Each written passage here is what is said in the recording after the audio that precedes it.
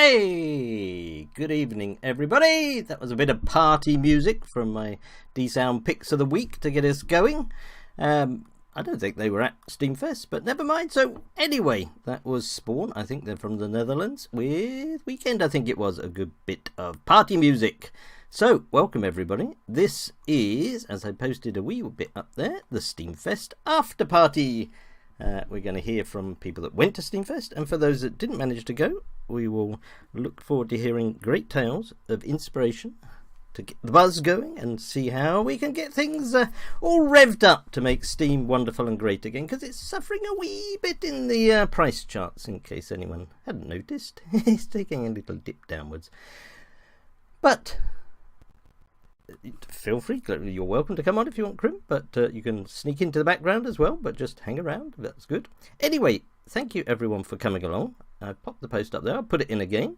Oh dear, it's going to hit 25 cents. We need positive vibes, sound waves. Positive vibes, positive vibes. That's what I'm after, because I watched some of the streaming stuff. I read lots of posts and vlogs and pictures and stuff, and people that went there seemed to think it was pretty groovy, and I'm pretty sure it was. And I'm hoping everyone will share the love, share the inspiration, share the buzz, and get us all going, because Steam needs a little bit of a buzz going on, because it's a great platform. I think it's great, and that's why I'm here, and that's why I do radio shows, and that's why I thought I'd put on this radio show particularly. So welcome everybody. There's a whole bunch of people in that post. I'll pop it again because it went a bit early.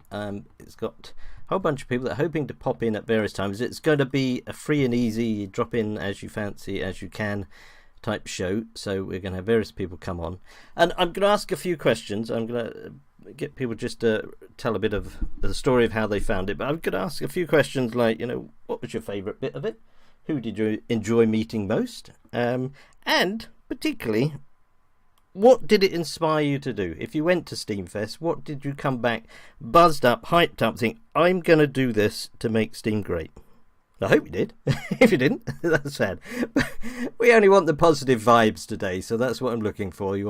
Your most positive vibe stories out. If you want to sneak in the odd little odd one along the way, that's fine. Someone apparently had a black eye. I think who was it that mentioned that had a black eye? I think it was Miss Las Vegas. Was it Miss Las Vegas that mentioned the black eye? I haven't heard that story yet, but that may be coming up. But we want positive vibes, so we've got a bunch of people that are coming on. There's some already in the audience. I'm going to just sort of bring people on randomly, I think, as we fancy. If anyone's only here for the beginning and got to go soon, put their hand up in the audience and let me know, and then I'll bring you on first. I've got to do the old reminder, not the reminder, the thingy bob I read out at the beginning of my piece of paper. I've been doing this nearly a year now, and I've had the same disclaimer notice stuck on my wall since then, and it's getting so faded and droopy now.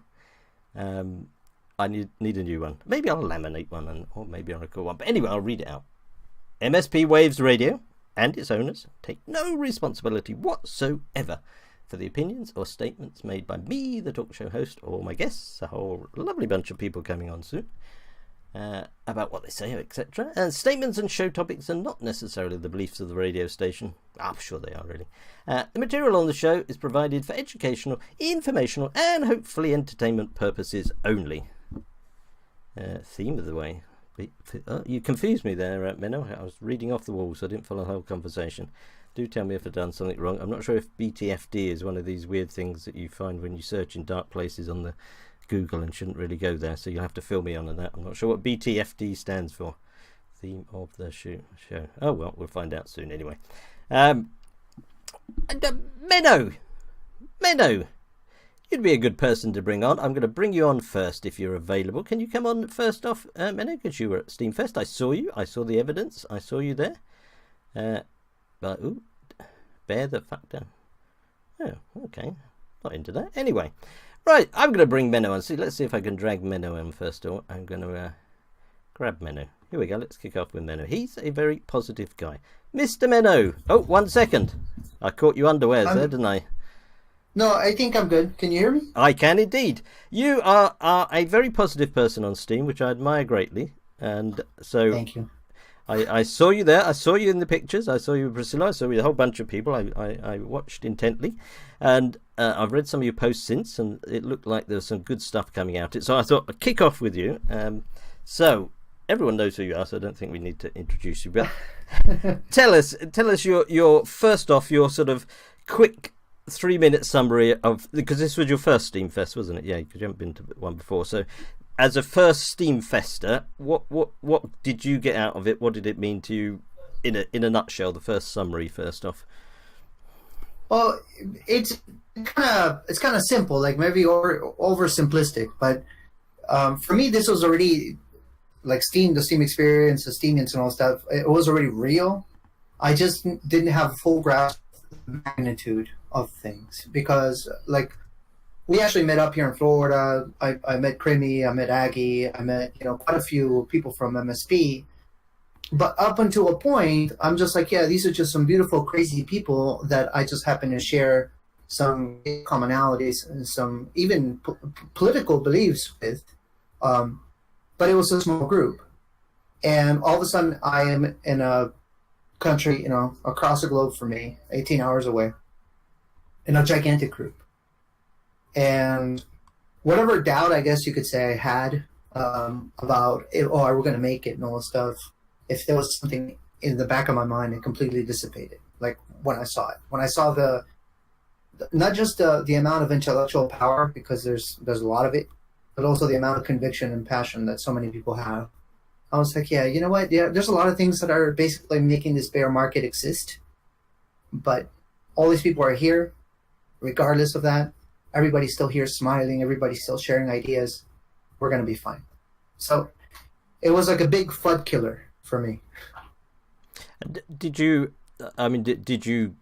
go there with any doubts, or were you sort of very upbeat before you went there, or were you not quite sure how it was going to play out?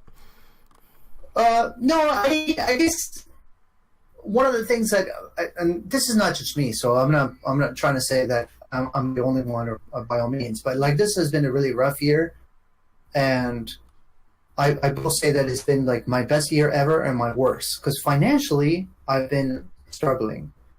But on all the other ROI is not only measured in dollars, at least that's my position at the moment.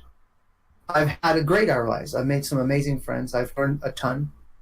And a lot of that got really cemented being at SteemFest. So like if you could say like doing the trade-off of like, oh, would I be doing something else and be financially better? Yeah, possibly. Yeah, it is very possible.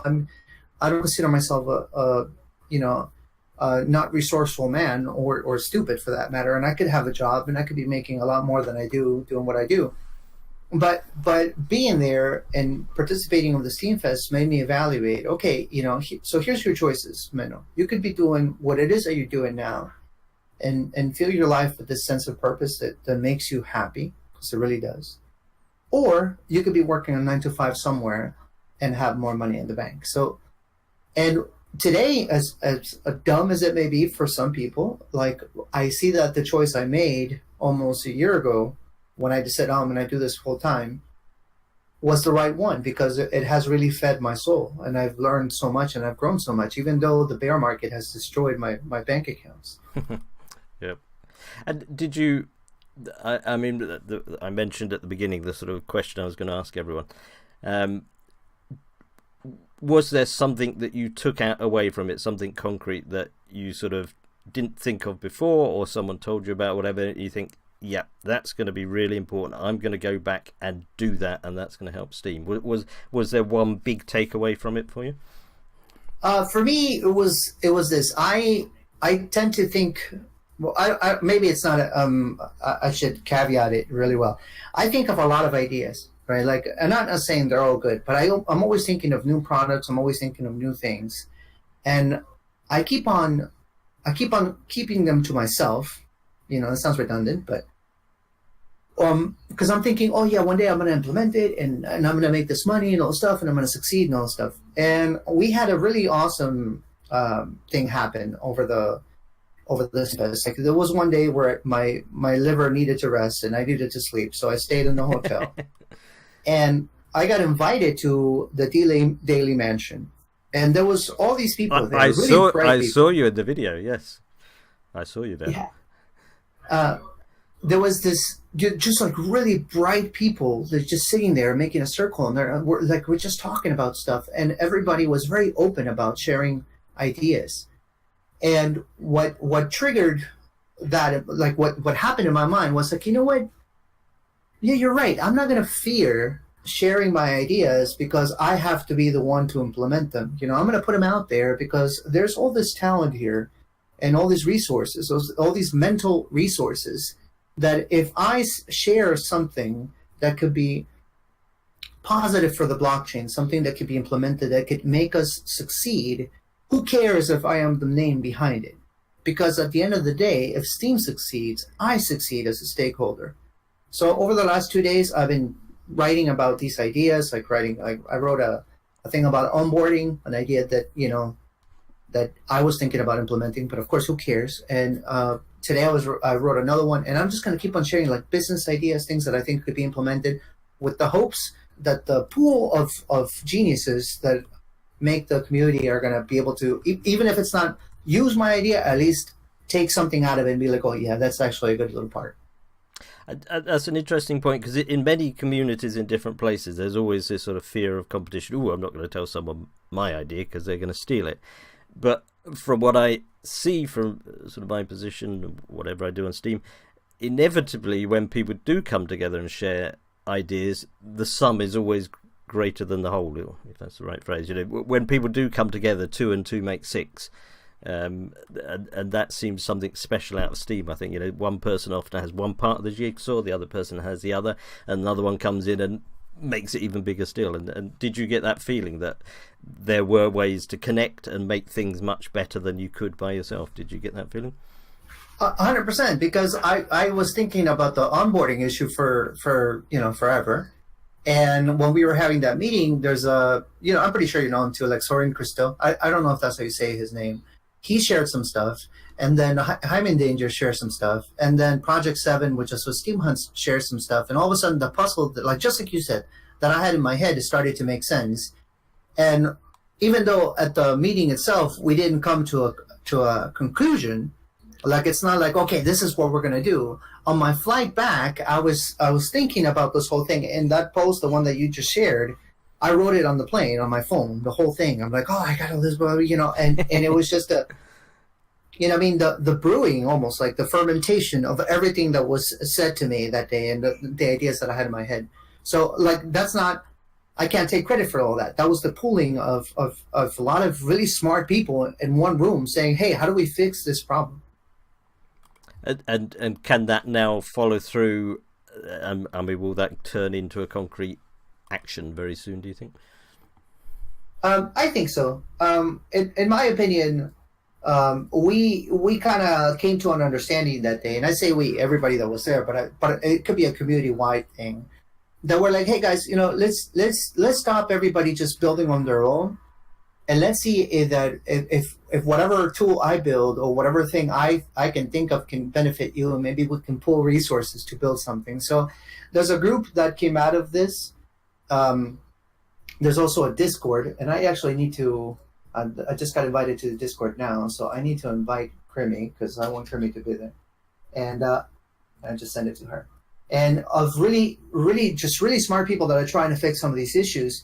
And I don't think it would have happened if we were not that day at D-Daily, if we didn't have those, and we weren't even agreeing, which was actually very cool about it, because it wasn't an echo chamber. It's like, no, this is not the way to do it. No, this is the way to do it. We were just kind of like, hey, what about this? What about that?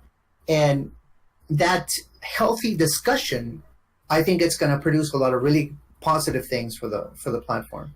So nobody is agreeing exactly how we're going to fix all these problems, but everybody actively wants to. And that is the first step. And the fact that we now have this little group, and there's a conversation happening, and there's already some minimum viable product that is being developed for one of the ideas, it's already a sign that, like, you know what, yeah, we're going to be okay.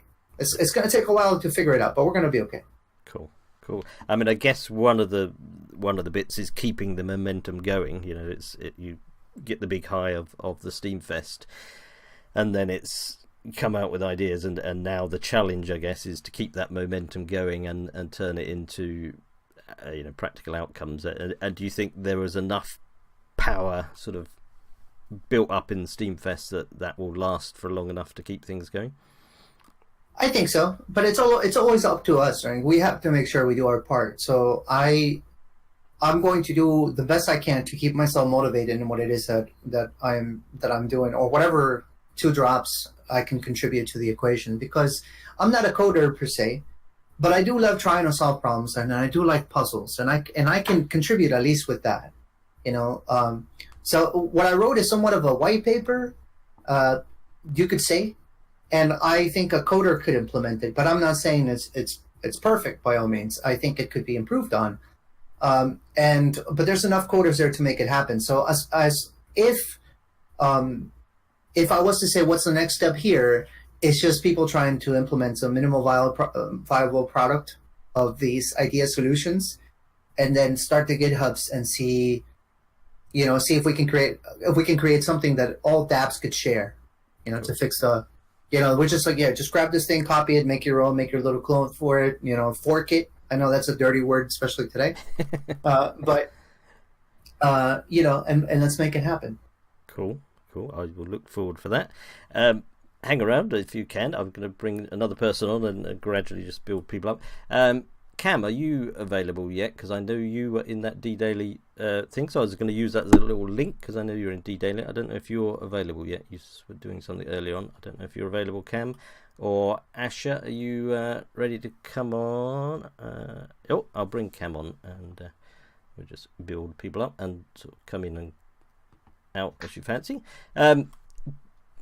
Cam, you would have met Cam in the D-Daily mansion, because I think I saw both of you there in the video. Yeah. Did you know Cam's beforehand, or was that a new person you met from that? Well, in person is a new person, but we had chatted a couple of times in Helpy, and he's also a musician, so I had seen his his performances. Yeah, cool. Very talented player. Good evening, Cams. How's it going? How was SteemFest for you? I'm doing great, thanks. Sitting here with a box of tissues because I have the SteemFest flu. A lot of people seem to come back with some germ, but I'm sure it's worth it. Have you seen Steve C posted an open mic entry where he's written a song about the SteemFest flu? Has it? Right? I haven't looked at that one yet. I shall go off and have a look. Yeah. So yes, this presumably was your first SteemFest as well, wasn't it, Cams? Indeed it was, yes. Yeah. And you were part of the D-Daily crew, weren't you? Or sort of team crew, whatever you call it.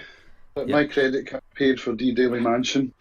I'm still right. trying to claw some of that back, but nearly there. Cool. Tell us what it meant for you. What was your sort of main highlight? What was your main takeaway? General vibes and buzz? It has to be the people. What struck me was that it felt like a reunion, although I had never met any of these people before.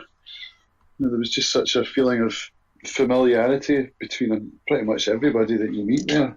I mean, I guess you can it was bypass the small talk and just get straight to the good stuff because you've already met each other online anyway. I was going to say it was sort of a slightly different scenario because you were part of a group D-Daily. I mean, obviously you were there as yourself as well, but you were part of D-Daily, so you sort of had a sort of grouping that you were slotting straight in. Which I did that sort of help, the fact that you instantly had connections when you got there. I mean, did that help? Oh yeah, it really did. It really did. I mean, because I'm quite a sort of introverted person, and the idea of going to opening drinks I found quite intimidating, and so I was able to go with the group. That's cool. And did the D-Daily Mansion, was that an Airbnb that you all stayed in together? Or? Yeah, it was an Airbnb. It was 2 apartments on the same floor, and it slept 20, I think, but there were only 10 permanent residents, and then there were others coming and going. I think Nathan Mars ended up staying there for most of the week, as did Hashcash. So there was plenty of space for everybody. And we had the big meeting. Nathan going around on the Friday and the Saturday, just basically letting everybody know that they should come to D-Daily Mansion for an open meeting. And it was such a great idea. We went to Auschwitz that day and came back to the mansion and walked in and were just like, oh my God, look how many people there are. And the discussions that were going around were just phenomenal. Because I saw on the video, I mean, there was about 20 odd people there. Or? That was more than that, I think. I was on pizza details, so I was through in the other apartment, putting pizzas in the oven and. Right. Yeah, I saw it from one side from a video, so I guess I didn't see the people on this side. So I probably saw half the people. So and what were there any particular people you met that sort of were standout people that you'd really wanted to meet there and met? Or? I think Nathan Mars was probably the most obvious one. I'd come across him on DTube because of his delegation. You know, he was giving out 777 Steam power to 100 DTubers. Wow! So I was a recipient of that, and so it was lovely to have him staying in the mansion. Actually, we were able to sit down and have some really good conversations. Cool. But all the D-Daily crew, just to meet them and see that they were actually even better people in real life than they were in their videos. You know, it was fantastic. Yeah, I guess that's something almost unique about Steam that. I mean, it's tricky to generalize, etc. But most people have because I always feel people on Steam have a commonality of thought, or at least open-mindedness, which I've often mentioned about when I do the alternative lifestyle show. That there is a commonality to be on Steam. You won't necessarily have the same political views or religious views or whatever views, but I think everyone has an open mind on Steam. I mean, you come to it with a different mindset. I think whatever your particular views are, you have the generality that there's something different that could be going on in the world, and Steam could be part of it. Yeah, for certain, absolutely. The other big person for me to meet was Yidnith. I've been friends with her for quite a while through the open mic stuff, and we used to do D-Live concerts and support each other, and we talk a lot, so to meet Priscilla was fantastic. I'm really glad she came. Cool. Because Priscilla performed on the Saturday night, wasn't it? Did you perform as well, Cam? No, I did request a slot, but it was so busy they weren't able to fit me in. But I did do some playing outside the venue where the conference was held on the Friday. I think there's some photographs and some videos. Menno had a shot on the guitar as well, Stan. It was good to hear him singing. Ah, cool. Katrina Ariel, she practiced her set. So there was actually a talk going on. It was just after lunch, and everyone was filtering inside. I think it was Matt, the Oracle D, was doing a talk. So Katrina asked if she could borrow my guitar to practice her set. I said, of course, go ahead. As soon as she started playing, I just thought, I'm going to listen to this. I ended up listening to her whole set. That was a magical moment. Cool. And I'm going to keep bringing people on so we get everyone. Are you okay to come on yet, Priscilla, or are you? I'm not sure whether you're free to come or not. You are in the midst of something. If not, also Ed. I think because you played a set, didn't you, Ed, as well? Yeah, I'll bring Priscilla on and then Ed as well. We're going to get a raspy voice from Priscilla, isn't it? Let's just bring Priscilla on. And are you free to come on, Ed, as well? Not sure what your situation is. Yeah, he's cool. I'll bring Ed on as well. So let's work down until we get everyone on. Other people are coming on in a bit. I'll talk first of all. Priscilla, how are you? How's your raspy voice?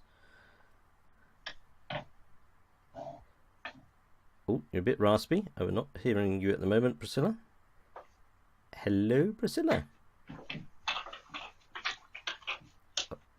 Oh, we're not getting Priscilla. I'll jump to Ed for a moment. Ed, are you ready to roll? Hello, Ed. Ooh, no Ed at the moment. Oh, Ed's setting up the mic. Priscilla, are you ready to roll? Priscilla's having a go.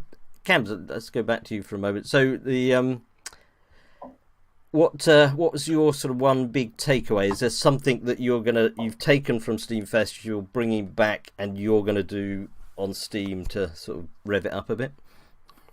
Well, yeah, it's shown me that I'm serious. You know, this is for real. I'm in this for the long haul. D Daily had some great talks about how we can grow and what we can do with that particular group. and everyone's come back feeling really, really excited. Well, you mentioned the momentum when you were talking with Menno, and he responded to us to do our part, and I feel the same way.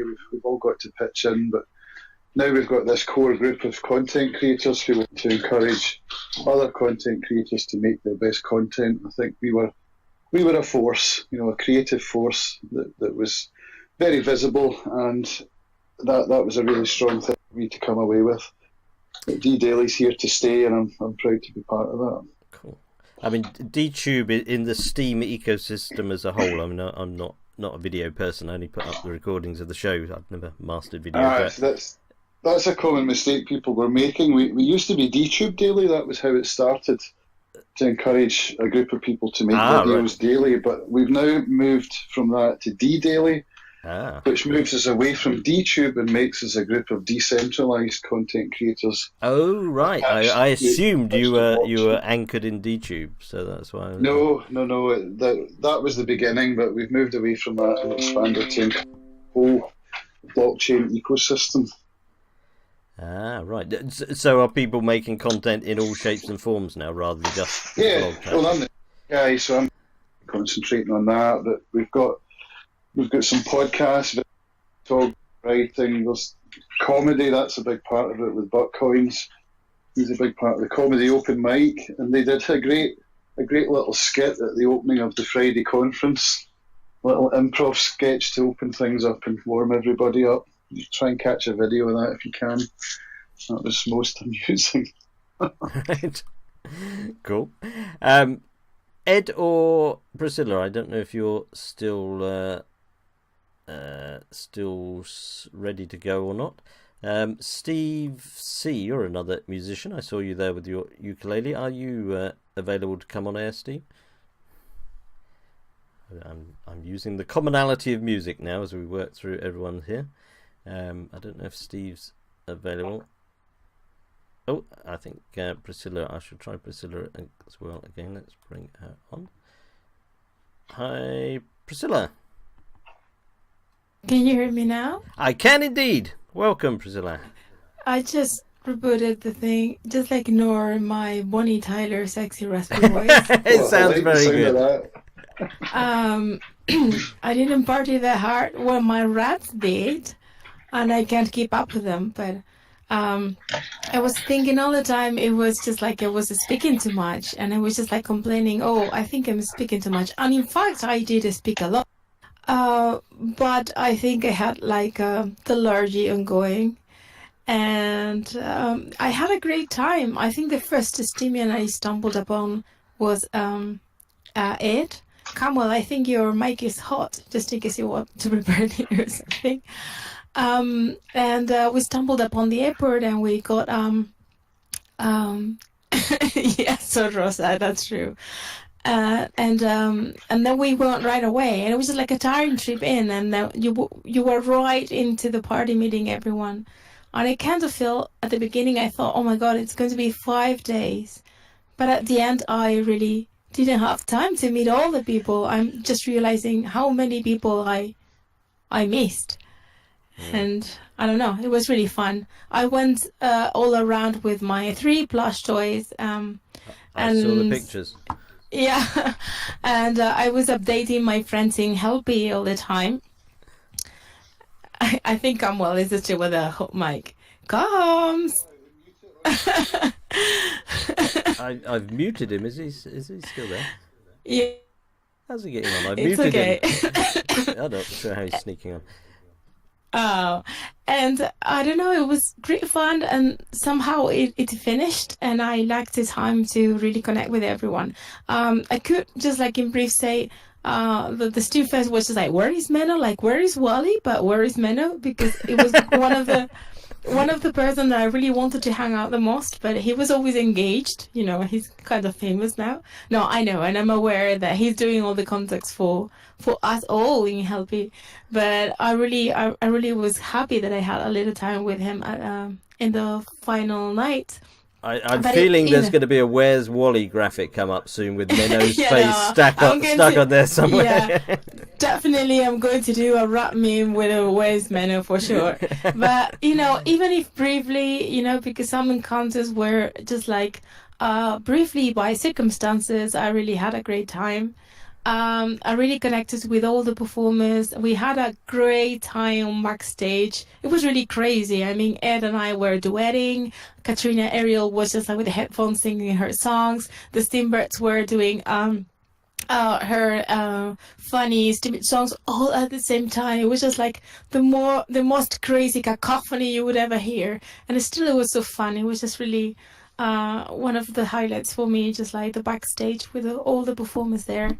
I have to say that I would have loved Camwell to be on the stage with us. I think, our time were cut short, and I think, somehow they felt the people will be more inclined to DJ music and dancing, and we were kind of an eclectic mix.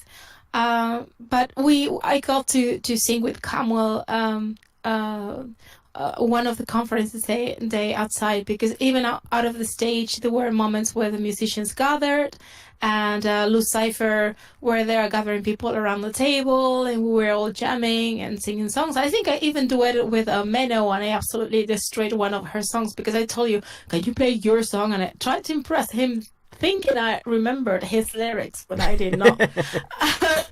But we're just like many of these spontaneous, little sparks, and of course my rats that absolutely took all the spotlight from me, and actually everyone was just like taking pictures of them, and just like at the end, the last day, there was one girl, I can't remember who she was, because this was a little bit of the SteemFest.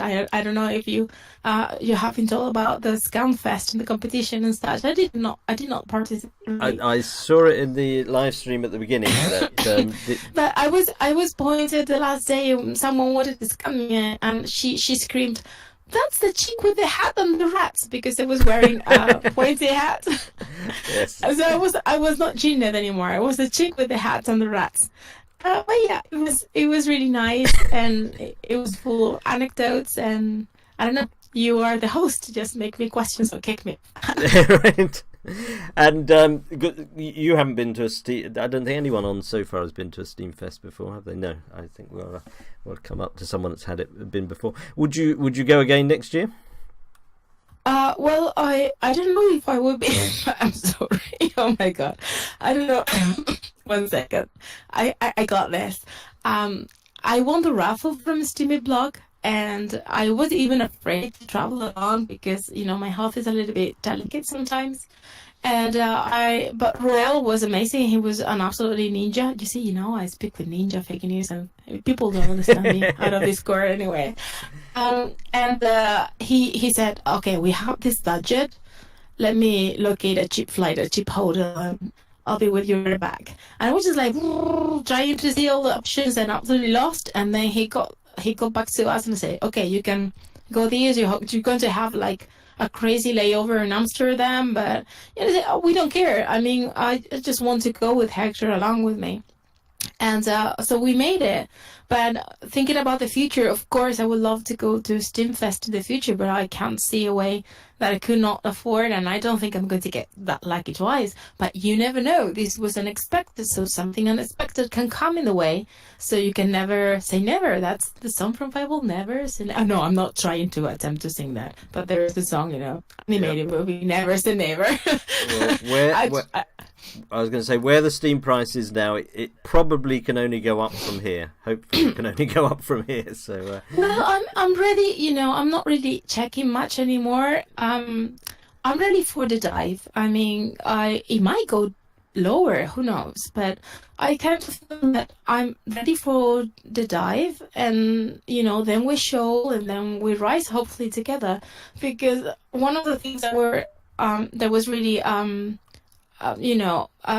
highlight of the festival is that you realize that actually there is a Steam, which is actually the coin, and then there is a community, the network that is Steam, which is absolutely different, and you don't find this kind of connection sometimes in other networks, it's kind of unusual, and it has just like a kind of, vintage feeling of the way that we used to contact long time ago, before corporations got in between, so I kind of, even if the Steam is small, I think that is part of the, of the charm of the Steam community, and even there were just like 300 and something, and I couldn't get to know one third of them, but I liked the fact that even if I didn't get to know them, the faces were starting to be familiar.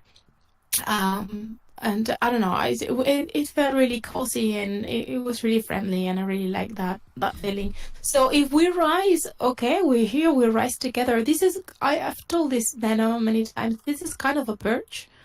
You will know now who were here just to mine and just to make quick money, and who is here because they have engaged and made friends, and they're caring about the people. And even in the worst scenario, that is timid, just like goes to just like, I don't know, the underworld, there is still us.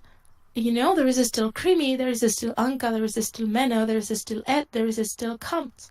And we kind of are feeling this, just like building these links that hopefully will last together, whatever or however we move forward. So yeah, that's basically it. Cool. And I mean, if it does go down to 1 cent or whatever, I think we'll all rise together as dolphins and whales, hopefully. So that would be good. One thing that you took away from it that you brought back and thought, that's inspired me to do this. Was there one thing that you brought back from SteemFest? Can you repeat the question? I was going to say, was there one thing that you got inspired by SteemFest that you've come back and think, I'm now going to do this? Was there one big thing that you really want to do after SteemFest? Well, I think that all the time there were just like with these fire viners, like the SteemFest is lit on, we're fired, it's lit on. And then when I left, we were still meeting at the airport, and I say it's still lit on. And then we were on Steam, and we were just like kind of wondering about even the people that we really didn't wonder to. We were just like looking to connect. And my feeling is like I feel it's still lit on. That you realize that it was already lit on, and it's lit on. It's us, and it's people. Even even the big accounts and the smallest minnows, we are all people, and we were brought together to be equals in a very small place, and it's not a small place, but I mean in a venue, and I even played, I don't know, I was playing with my rats, and I was just like kind of constantly giving conversation, and I'm kind of clownish on my bed, and I was just like plaguing with my conversation to this very shy man by my side.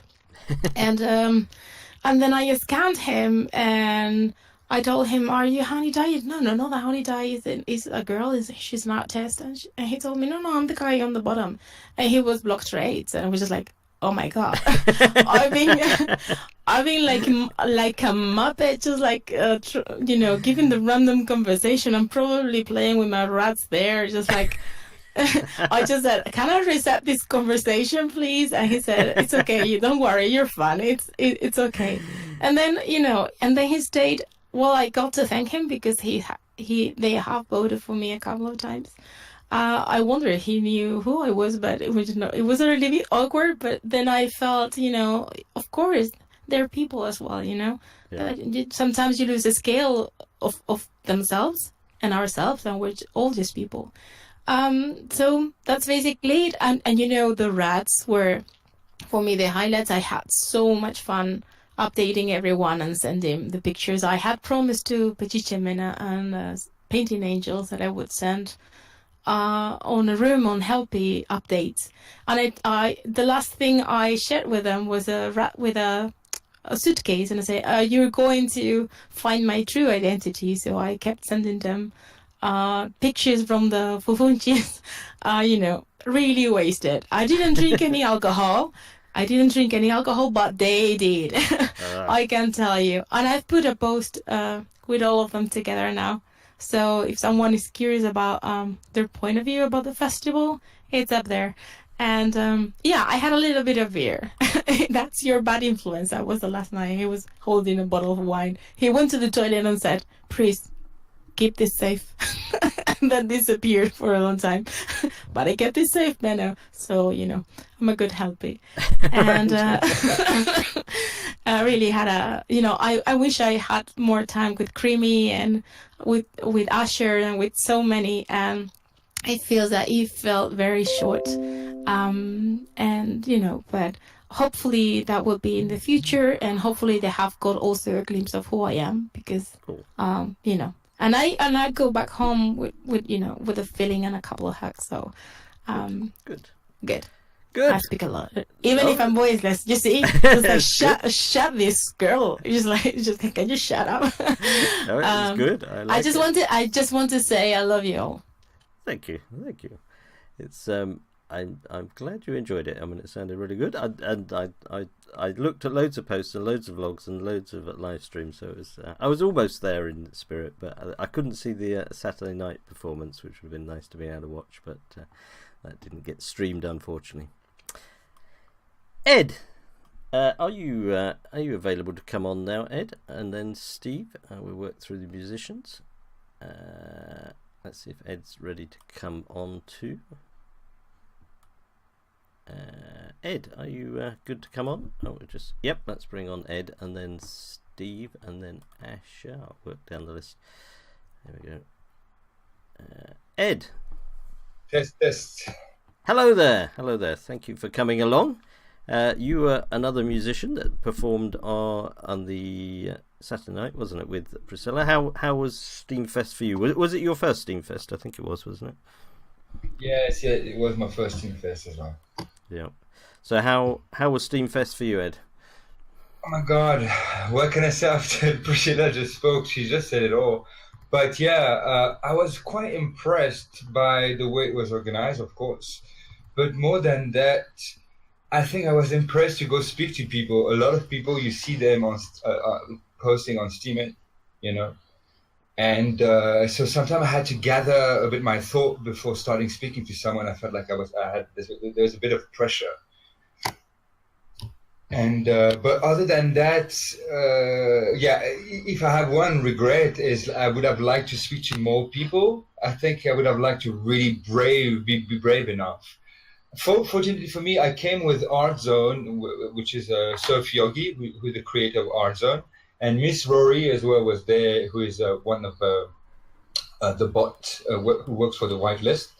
And we bumped into Eurosoul, and we just connected and had that bunch of 4 people. Then we started really talking to each other. And I think it helped as well, relaxing, having people there, But I think the most peculiar experience happened when I arrived at the airport and I didn't have any phone. My roaming was not working for some reason. We're working in Amsterdam, but I arrived at Krakow and my roaming was not working. And without Priscilla and Hector, I would have probably still be there, but by now at the airport waiting.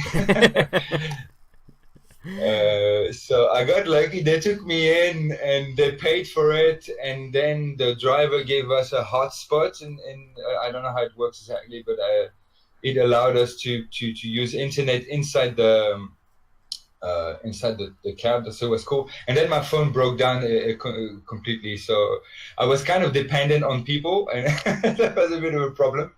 But at the same time, I don't know, man, I realized something. I realized that I was focused on a very small percentage of the Steemians, really focused on the music side of things, and there's so many people, there's so many interesting people, and I missed out on, and I apologize to all of you actually, guys, because I missed out on so many cool things. And I think one example to take is to be more like Priscilla in general, in life, I think, because she really understood it, and she connects with everyone in such an amazing way. It's amazing to observe the way she do things. So I think we should be more like her, all of us.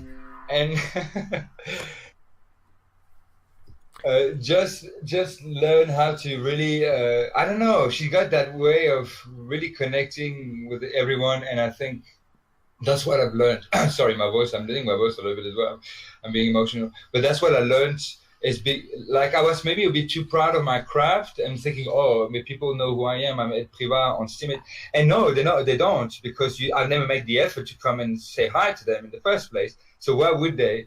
So I think it was kind of the realization as well that we very compartmentalize, and maybe it's time to all connect in a more profound way. And I found really that deep connection with people. Like I bumped into ABH12345 in the lift. I didn't know who he was, and we started chatting, and we started talking about life. And later on, I saw who he was. I'm like, oh my god, he had like 11 or 14,000 followers, something crazy like this, and he's a witness. I'm like, hey, this. Hey. And so it was so super chilled, you know. Like I realized that it has the same way Priscilla was saying, like. For me, Amino, having the possibility to come to an event like this and really connect with, people that, it was very cool to chat. People that have and we have so many things in common, actually. That's what we realized as well. Like, I really feel like it built me up to be there, and it made me realize like I'm right where I'm supposed to be, with the right people, and we're building something together. And I feel like a pioneer, really, like, in some way. Because it was quite a long trek for you from South Africa. Is it about a 9-hour flight or something for you? Was it? And passing by Amsterdam, on the way back, actually, I spent the night at the immigration office, actually, because they wanted me to pay. And it was the day of my son's birthday, so I kind of missed it. I arrived a few hours later, but it was all worth it. All this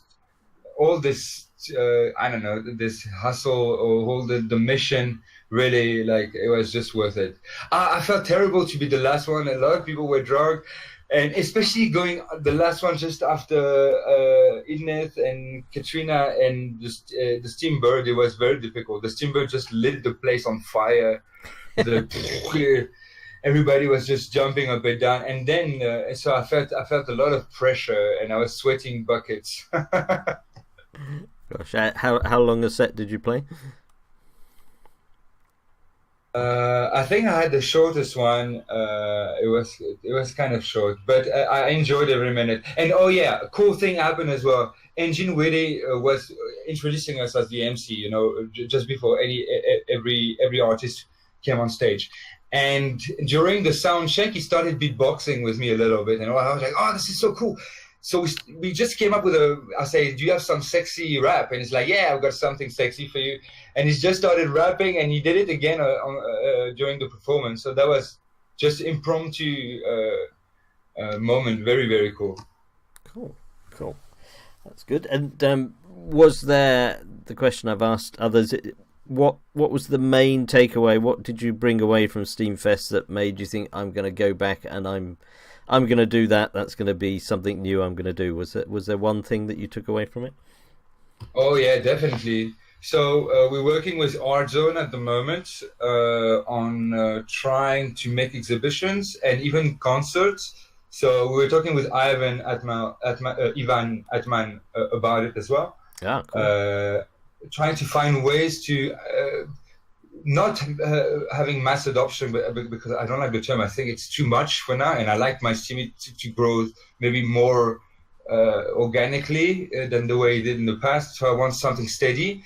And I think it would be great to reach people with package of artists, either through exhibitions, having maybe a gallery, showing the best teammates, artists, painting, sculpture for a week or two, and trying to find some buyers, and really crossing those bridges as well between having buyers paying in fiat, and the same for gigs as well, creating a package of artists that can go around. We use the same production equipment maybe as well, trying to find ways like this to really help each other and really connect, because we got amazing thing going on here. It would be like, we need to use that momentum. So I'm going to use that momentum that I had at SteemFest to really work even harder on those projects, pushing the right people. Cool. I mean, as a separate thing, one of the things I've been involved in recently is we're trying to get Steam really going in Britain, because we found we were down to about 100 active Steemians in Britain, and one of the things we're trying to organise regional events, and one of them is a music thing, and the idea of actually getting, I mean, I think there's 16, we found 16 Steam based musicians in Britain, and the idea of trying to put on actual real events with Steam people, and it's not like trying to be a Steam thing, it's trying to be a music thing, but with Steam in the background, just so there's a sort of slow absorption of Steam, and that's something we're trying to do in Britain. So if the project you're on ever gets to Britain, let me know. That's something we're doing in Britain. I think the Steemians, the UK artists on Steam, are probably the best ambassador. When you look at it, they're so active, and whether it's Darren or Crypto, I mean, there's so many of them, like really that, or Naked Verse as well, that really are very active and work together. Jukestar as well with his label. So what I'm expecting is like we are ambassadors right now, and we kind of represent all the brand together. When you think about it, so it's about finding ways to really put us on the front stage, in front of people. All of you guys, all of the people I've met, like all of them is so talented. That would be such a pity not to use that momentum and do something big with it. Yeah, I mean, I think music is there's a very strong music community on Steam, and I think it's has a lot of potential for promoting Steam really. So yeah, it's definitely an interesting angle.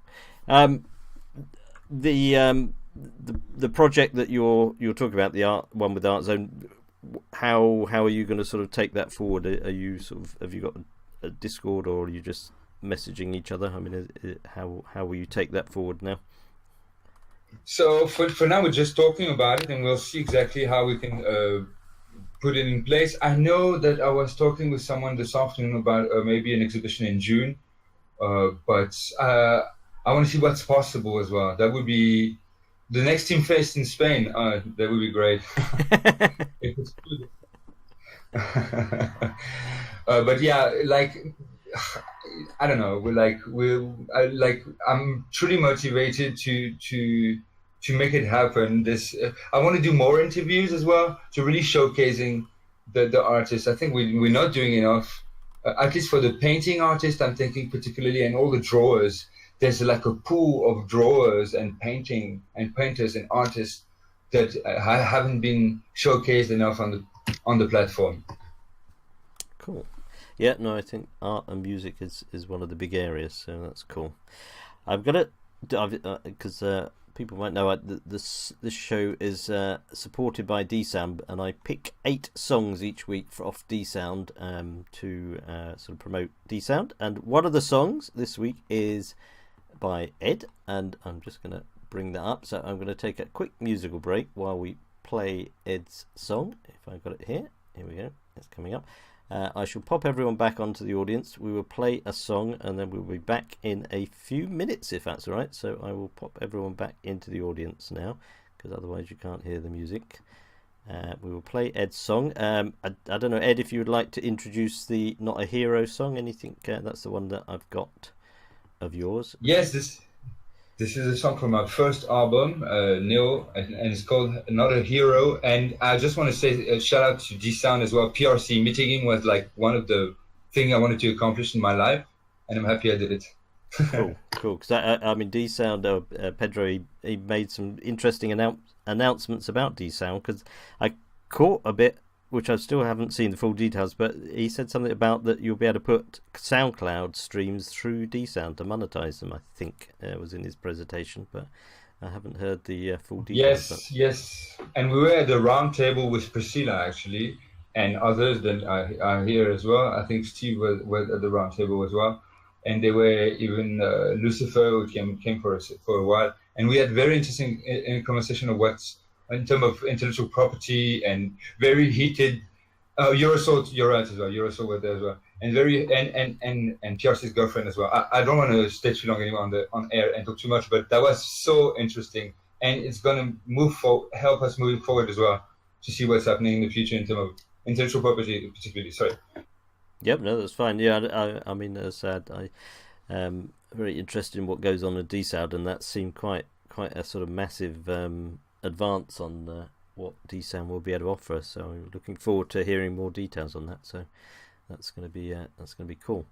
Right, I will pop you back into the audience. I'll bring you back on later, but I'm going to try and play some of the songs as well. So I shall pop Ed back into the audience, and we're going to play Not a Hero by Ed. So I will be back in a few minutes. Here comes Not a Hero. Why wouldn't God telling you the truth? Why would you see me shut down on myself too? For the first time I'm drunk in the river. For the first time I'm drunk in my life. Tonight let me hold us like an open window. You see all the scratches and the scars that I know. For the first time I'm drunk and the reality hurts. For the first time avoiding my cry. For the first time I can't trust my soldiers when they tell me that the bad and bad outside. I'm not the hero. I just love we know. I'm not the hero, but just the window, yeah. Stop from my bed, I'm not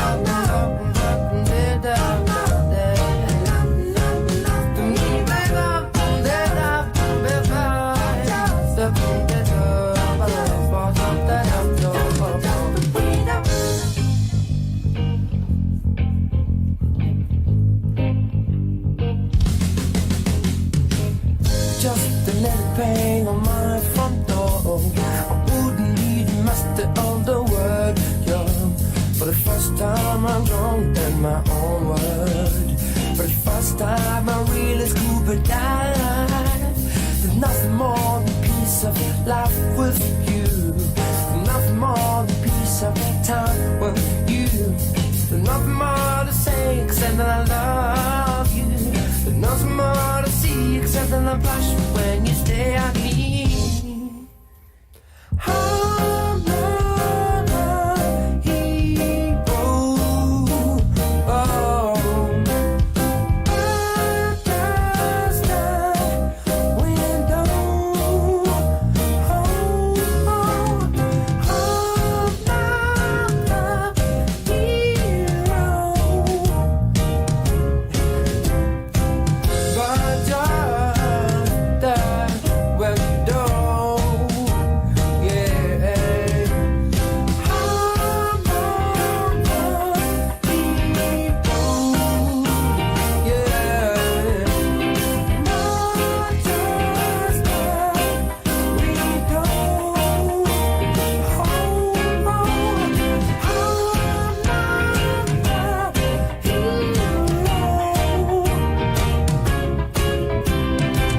but just the window.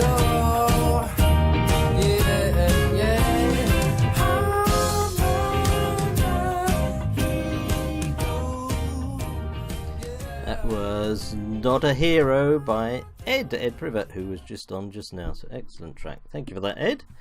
That was a great track.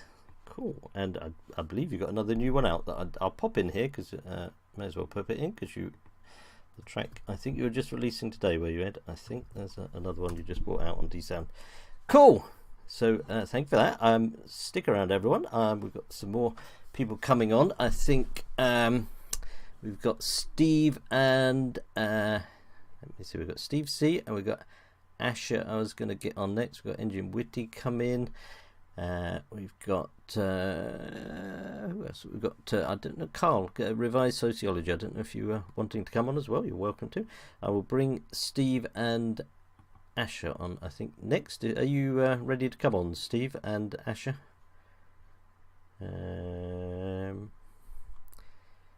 I'll bring Steve on. Yep, I'll bring Steve on here, and if you're available as well. Asher, I shall bring you on in a tick. Steve, good evening. Hi. Hope my voice isn't too croaky. I've been suffering a bit. The croaky voice competition, but yes, the cool. Thank you for coming on, Steve. You've been to SteemFest before, hadn't you, Steve? Yeah, I went last year, so I had some idea of what to expect. But it's, I mean, the first time I went, I was amazed at how many people knew who I was. But that's probably because I comment so much and post so much that people have just seen me around. And I mean, you've been on Steam quite a while, haven't you? A long time. Yeah, over 2 years. Yeah. And this time I walked into places and there's all these faces I recognised and had so many hugs from people. Oh, that's cool. That's cool. Yeah. I mean, it was quite nice. I flew over with a few people. There's Redrika, Shani Beer, and Crypto G was on our flight. Who else? And then Luke Stokes and his family turned up at the gate. I heard, "Hi, Steve." Yes, I saw that. I saw that on your post. Yeah, so that's cool. Yeah, because he brought his 3 kids with him, and it's a social occasion as much as anything for me. I mean, people like Lucifer, I consider a friend now. I spent quite a lot of time with Brian Rhodes as well, who's he was on my show, making films. Film person, wasn't he? Yeah, cool. Yeah, he's an interesting guy. And I met quite a few of the people who are in on this chat as well. I mean, Yidnes, Camuel, Menno, Asher was there, Revised Sociology, I think a couple of others as well. It's difficult to keep track of everyone. I mean, the scanning app was quite good to keep a list of... Did you manage if you scanned everyone? Yeah, I was going to say, did you manage to scan many people with that? I did quite a few, and I was doing quite well on the chart they were running, because Archange did the app with Steam at board. I don't think the final result has been announced, but there was some Steam to be distributed amongst people who took part. But it was just a good way to get people to talk, because you had to scan 2 minutes apart or it didn't count. Right. And I saw you were getting people to sign your ukulele as well, weren't you? Yeah, well, this is the thing. I bought that ukulele last year and took it with me, but I didn't get around to getting a pen because I needed a marker pen to write on it. But I got some this time, and I got lots of people to sign it. I eventually managed to get Roland, and didn't get Ned, unfortunately. He was a bit elusive, I believe, wasn't he, Ned? Or... Yeah, well, he did his talk with Andraki at the beginning, and then I saw him hanging around talking to a few people at the first venue, and then he was briefly at the bowling, but I think he went off after that, unfortunately, but didn't stick around as much as he did last year. Yeah. And didn't really reveal anything that I heard. Was it just Ned and Andraki from Steam It Inc., or was there anyone else from Steam It Inc. there? There's a guy called, I think his name's Bird Inc., was another one of their marketing guys. Yes. I was actually sat at the music night. I was in a booth sat next to Andraki and Brian Rhodes, and then this Bird Inc. was there. And who else did we have? Anix from Steam Cleaners there. So it was quite a select group of people. And then Transistor was there briefly, but I didn't speak to him. Mm-hmm. It'd be interesting guys to talk to, but the thing is, you're mixing there. I mean, you got people like Block Trades there. You got top witnesses like Gandalf and HR1, and these people. Some people don't even realise they're people. I mean, they're accounts, and there are people behind these accounts. And when Block Trades, I think his name's Dan. He signed the ukulele as well, and he was a lovely chap. He was there with his wife, and he was chatting to people, and he wouldn't stand out in a crowd. I mean, he's a very ordinary sort of looking older guy, and he seemed to enjoy hanging out with the Steemians. Yeah, cool. I mean, I saw him last year and didn't speak to him because I wasn't sure if I was worthy, really. But I thought, let's go for it. What have I got to lose? Yeah, he's giving me votes. Yeah, and I mean that was something I was interested to know. Was sort of how good was the sort of within Steam social mixing? You know, did the people at the top, so to speak, mix with the people at the bottom, or was there a sort of a segmentation amongst sort of social interaction? There are some sort of cliques. I mean, there's the Apex crowd. I mean, I've met them before, and they just seem too cool for the rest of us generally. I mean, they're such good-looking people, and they look like I mean, I think some of them are models or dancers or whatever, and it's sort of, I don't know. I spoke to some of them last year, and nothing didn't really click with them. So they seem to be getting on with things. I mean, one of them was on one of the round tables. Which the round tables are a great thing. I mean, it's basically, I thought it's like Discord in real life. Just got a bunch of people sharing a topic. I mean, I was in on the D-Daily video one, and these guys with their stacks of gadgets, and then the D-Sound one was really good. It's just a nice way to discuss a topic in depth that you just wouldn't get anywhere else, really, I think. Yeah. And I mean, was there one big takeaway from this year's SteamFest that sort of inspired you to think, yeah, that's a cool thing, I'm going to go back and do that? Was there anything that sort of stood out for you? Well, I think it was more evolutionary than revolutionary this time. The apps are the big thing. I mean, it seems that Ned is quite happy to let the app developers get on with things. I mean, the Steam Monsters was everywhere, although it's not something I'm particularly into, but I know gaming is a massive thing, and if that can take off, that's going to get interesting. And I was chatting to Good Comma on the eSteam project. He's doing some cool stuff. If you haven't checked out his search engine, it's brilliant. You can search for old Steam posts, finally. Yeah. But I did actually manage to do a DTube video, because I've been having some issues with that on my phone. There's a few things you have to know, and Cam and some of the other guys helped me get that working, so I shall try and do that more than YouTube for my videos, and also get more back into doing some D-Sound stuff. I haven't really done much with that, and it's really cool the way he's integrating SoundCloud, and also you can host your own media if you want to, so you're not reliant on the IPFS. Oh, that's cool. I mean, the D-Sound thing, I caught a bit of PRC Pedro's presentation, and I mentioned it earlier. That thing that caught my ear, so to speak, was that SoundCloud is going to be sort of, you can put it through D-Sound and get monetized, which I didn't understand how that'd be possible, but I'm looking forward to hearing more on that. Yeah, I don't know how it works, but it sounds like a good idea, because people have already got their stuff on SoundCloud. So it's just a way of monetising that. Although, we only got the 1 week Steam thing, but I think he's working on a token as well. Mm-hmm. There's a few.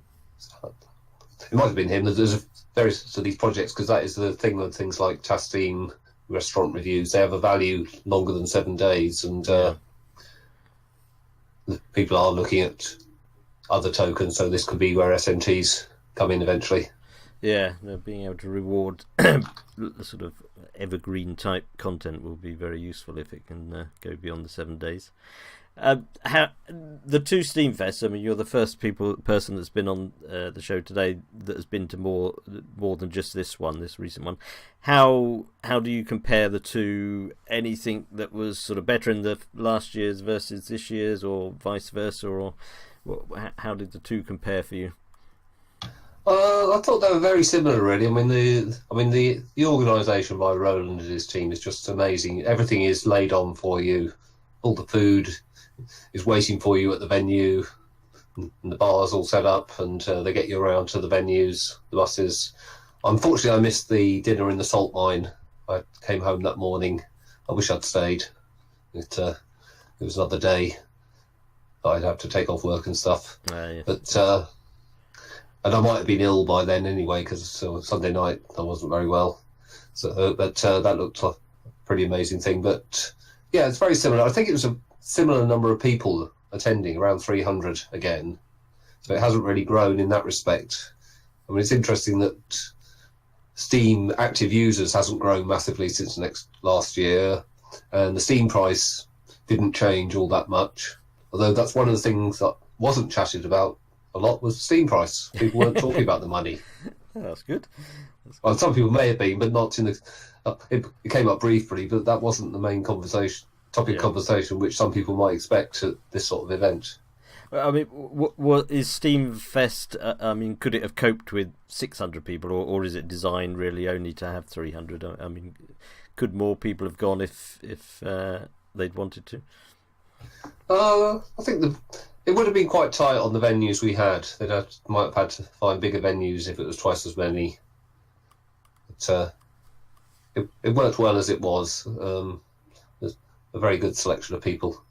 One thing I was going to say, because Ness already mentioned with and Cam that we had a bit of a jam outside the first venue, because it was actually a lovely day outside, but it was a very gloomy venue, so you needed to get out in the sunshine. But so some of us had a bit of a jam out there. But I saw you on the ukulele, because that Brian was that where the circle was. Brian Rhodes was sitting there, and the Steambirds. Yeah, but maybe it might be nice to see if we can organise an actual sort of open mic stage at venues so that people can play through the day.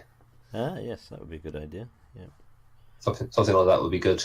Yeah, because the night of Steam there was pretty limited time for the performers, and it went on late as it was. And I mean, I don't think some people got much sleep over the 4 or 5 days. I got that impression. Yes, yes. Which Steam is a bit of a sleep killer at the best of times, but I should imagine at SteemFest it was pretty full on that. So yeah. Yeah, and people weren't even posting a lot of them. I think a lot of them waited till they got home, as it was sort of talk, sitting on talks, party, sleep, and eat in between. And I mean, I took a bit of time now and again just to sit and post something, but I think people needed to get their thoughts together about what they'd experienced.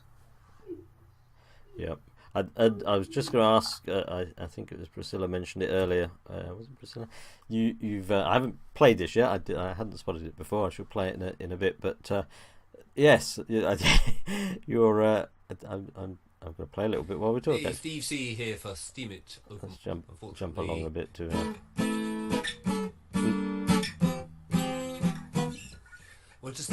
Yeah, this sort of came to me as I was feeling rough. I actually wrote a song called Man Flu before, but it was another similar thing.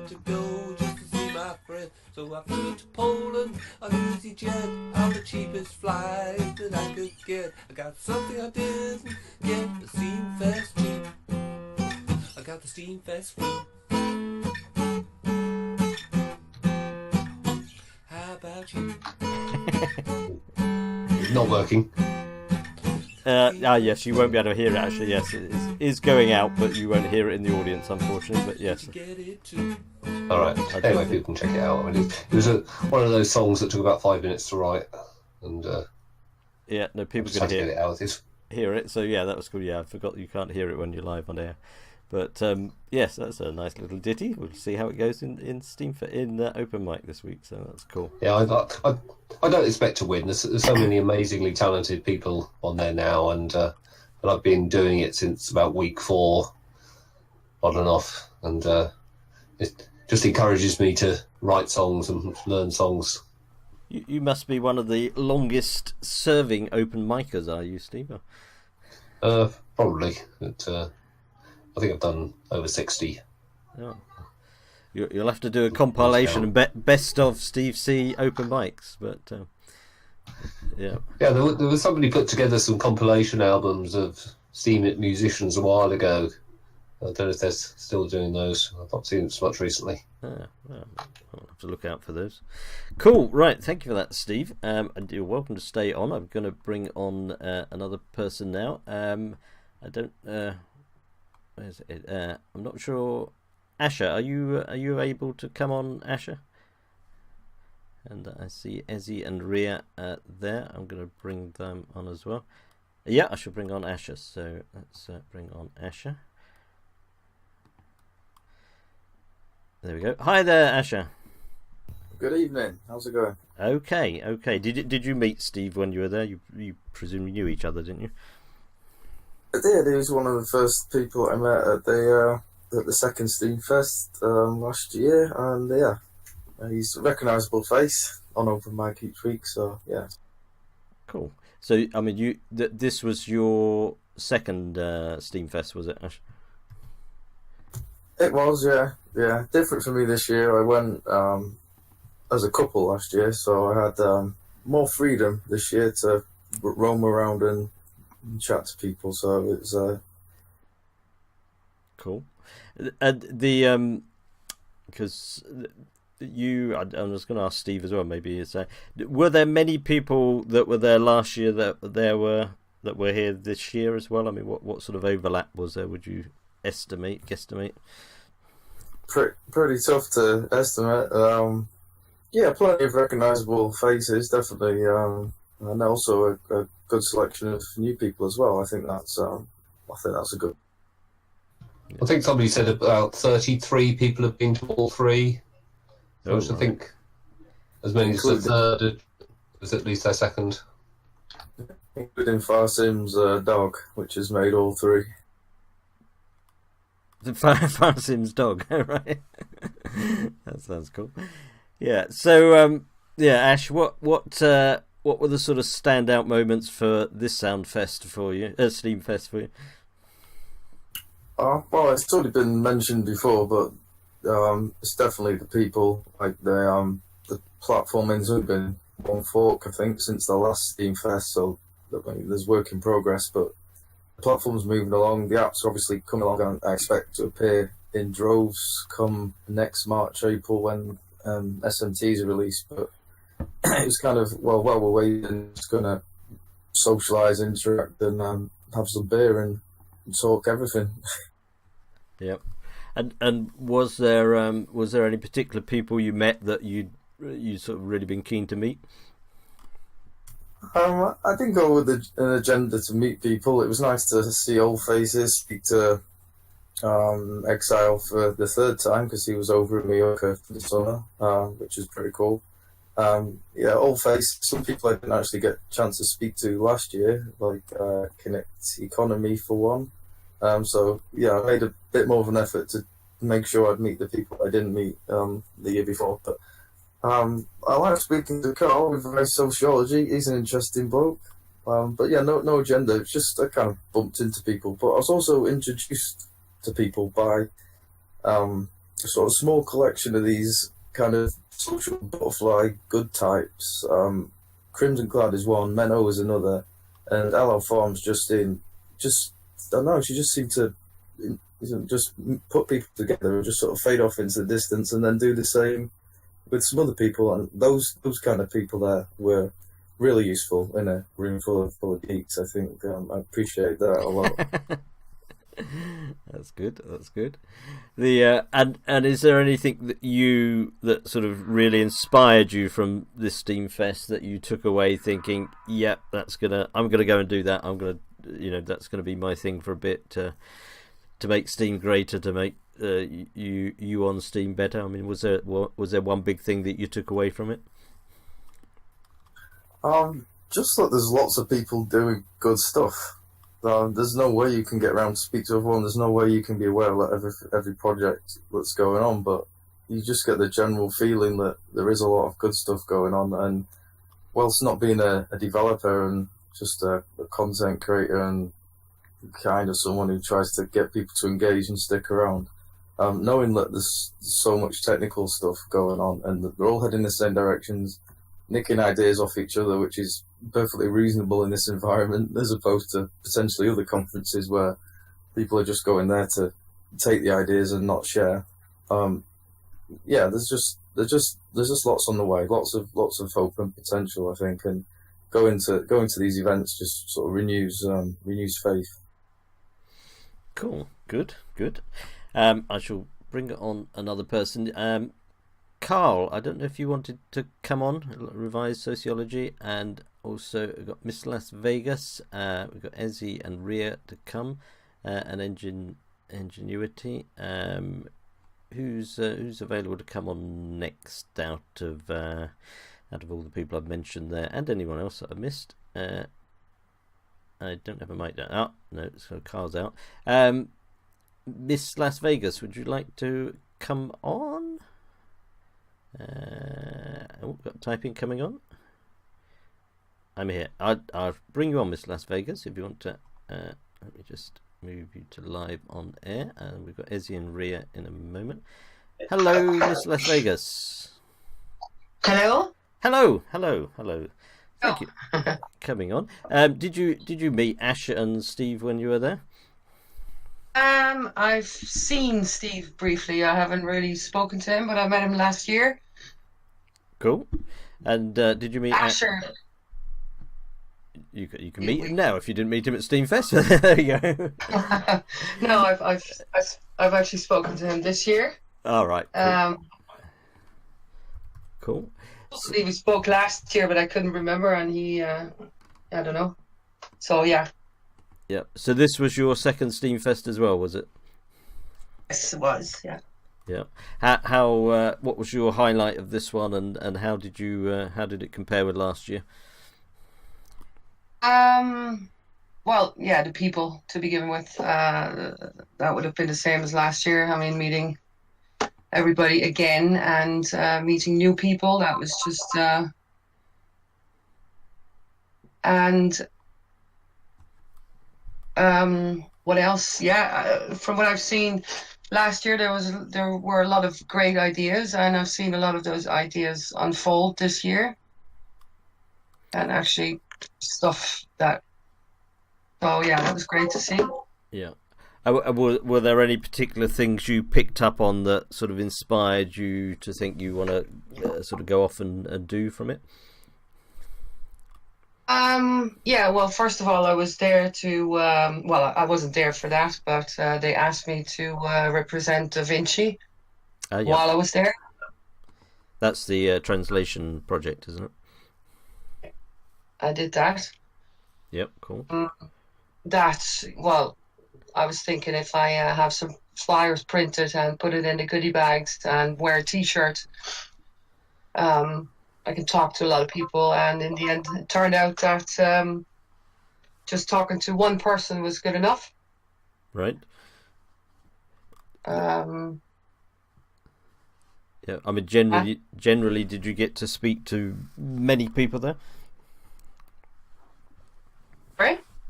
Did you generally get to speak to a lot of people at the SteamFest, or? Yeah, not enough. Not enough. It's just not long enough for that, I think. You know, it's there's just so many and people that I see here now, and where I think, oh yeah, I didn't talk to that person. So yeah, yeah, I think it's too short. I think they should make it 2 weeks, but then we'd have a hard time recovering from that, I'd say. Yes, I don't know what the cost would be like then, but that's cool. That's cool. And were there any people that you had hoped to meet but didn't get a chance to?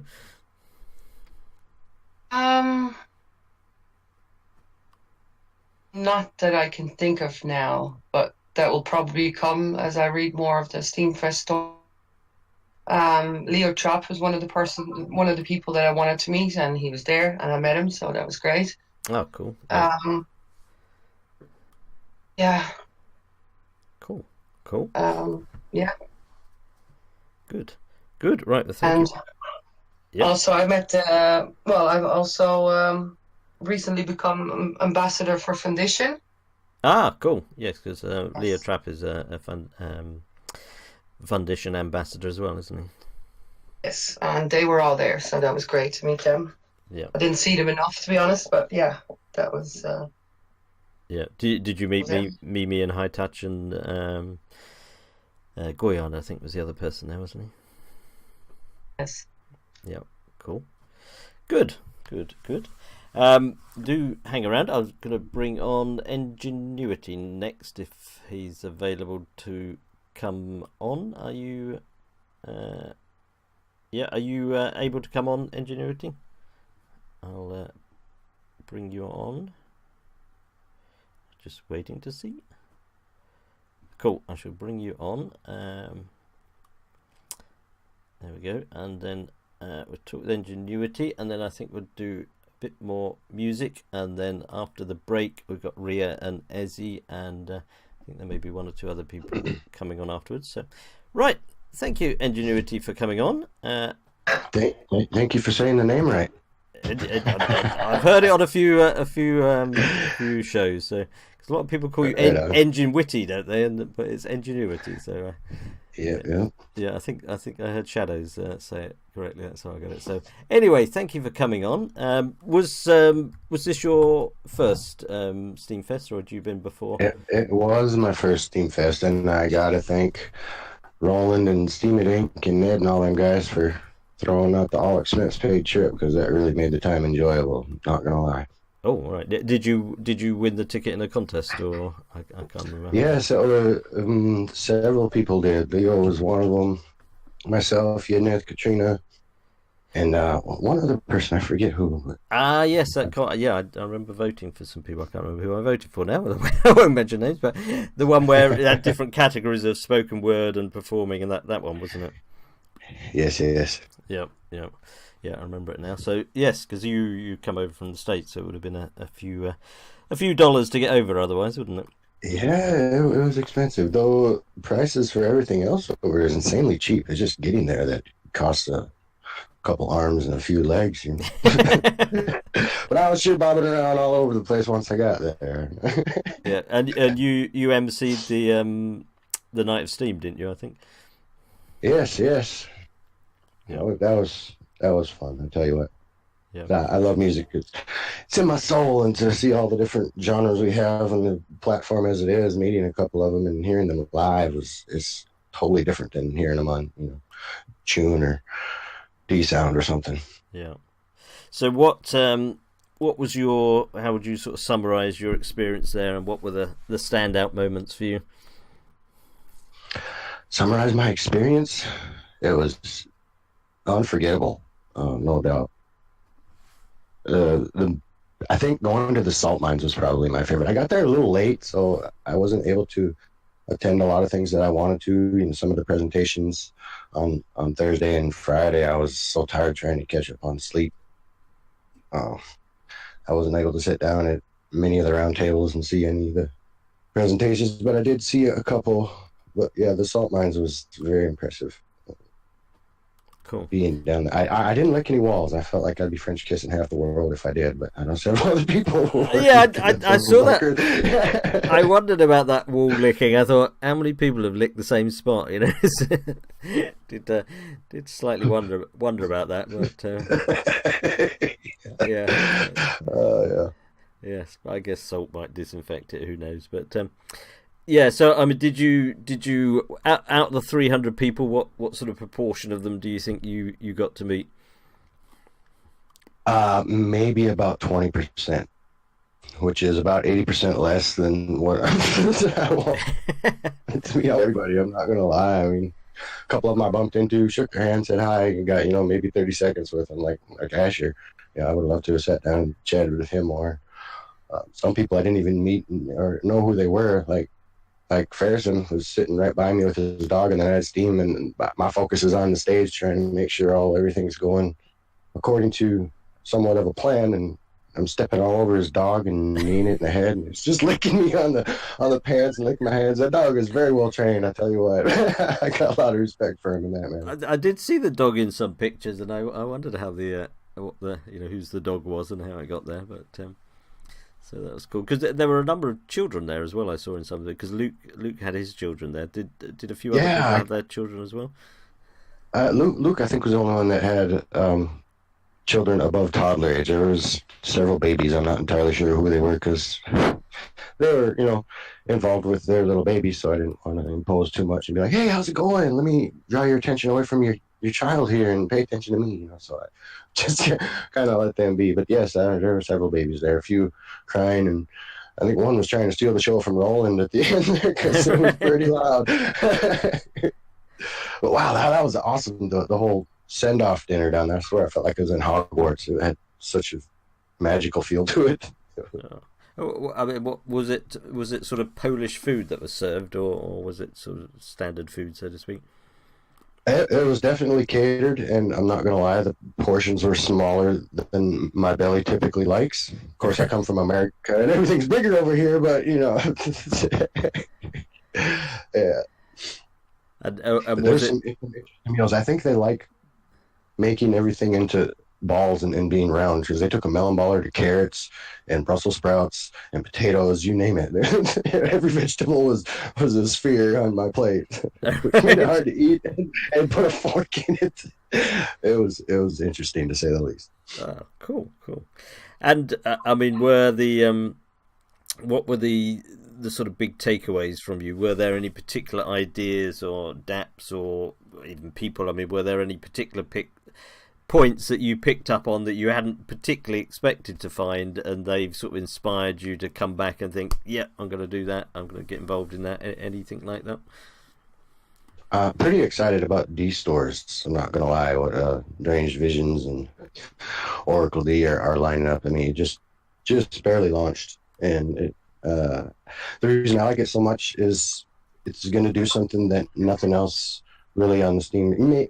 Maybe Steam Bay has touched on it, but it's going to bring a tangible world to the blockchain, which is huge. I mean, we have Steam monsters, and that's been great. You got these, something else that you can do besides posting. You can play, but D stores is everybody can, kind of have their own store, and it's person to person, which I don't know makes eBay and all those other corporate giants. They'll be kind of sitting there sucking their thumbs the next few years, wondering how they can capitalize on this cryptocurrency market that Steam just locked down for. I don't know. That was my biggest one. And I got to meet Yaba Pimet. I'm a huge Steam Monsters fan, so meeting him was like, oh my gosh. And he gave me some of those promo cards. I got there late. Listen to this. I got there late, so I didn't get one of the little, bags with the SteamFest and the scarf and the cards and all that stuff in it with my badge. I didn't even get my badge until 2 days later. And then he handed me, he's like, these are the last of the promo cards I had. Oh, look, there's me and Katrina and Eliza. Yeah, that was awesome. That's down there. And, yeah, but and for me, the creator of this game that I'm totally in love with, handing me some promo cards was like, if there's any other collectors out there, but it would be like, getting an autograph from Tom Brady or Hank Blaylock or something like that. It was awesome. Did you get them signed? Did you go that far and get them signed by them? No, I didn't even think about that part. I was just like, oh, it's Yellow P-Match. Yeah, cool. It's like up on this pedestal in my head. That was a big takeaway for me, getting to meet the creator. I got to meet Agro and sit down with him. So yeah, being a huge Steam Monsters fan, that was a big takeaway for me. Oh, cool. Yeah, the D stores. We had the one of the guys from it, Callie Jew, I think, on the show last week. Yeah. And it did sound a very, very, very interesting development that's coming up there. So definitely one to watch out. Yeah, stay tuned. Stay tuned for that one. It's going to be big. I mean, some of the things I've watched most of the streaming, and some of the DApps I hadn't heard of before, I must admit. So there seems to be just. There's a lot going on, and I pick up a lot, and I do interview people and whatever. But then there were some on the SteamFest on the live streaming that I'd never heard of. It just seems to be there's so many DApps popping up all over the place.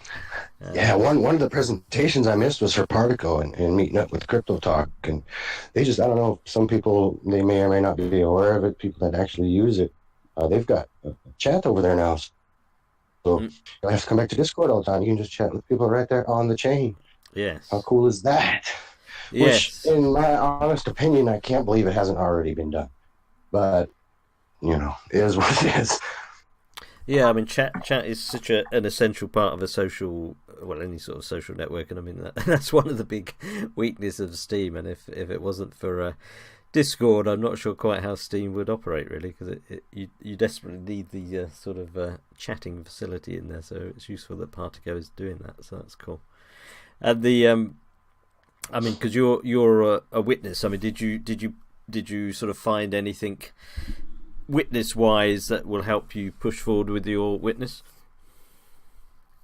I kind of fall into a class of what's known as a social witness. Yes, I can code a little bit, but I'm very novice in that category. I've had to learn quite a bit becoming a witness. But for me, just getting out and meeting people and spreading the community value, that was probably the biggest thing. Doing what I do and trying to make people laugh and make memories and just being good old me and being social, you know.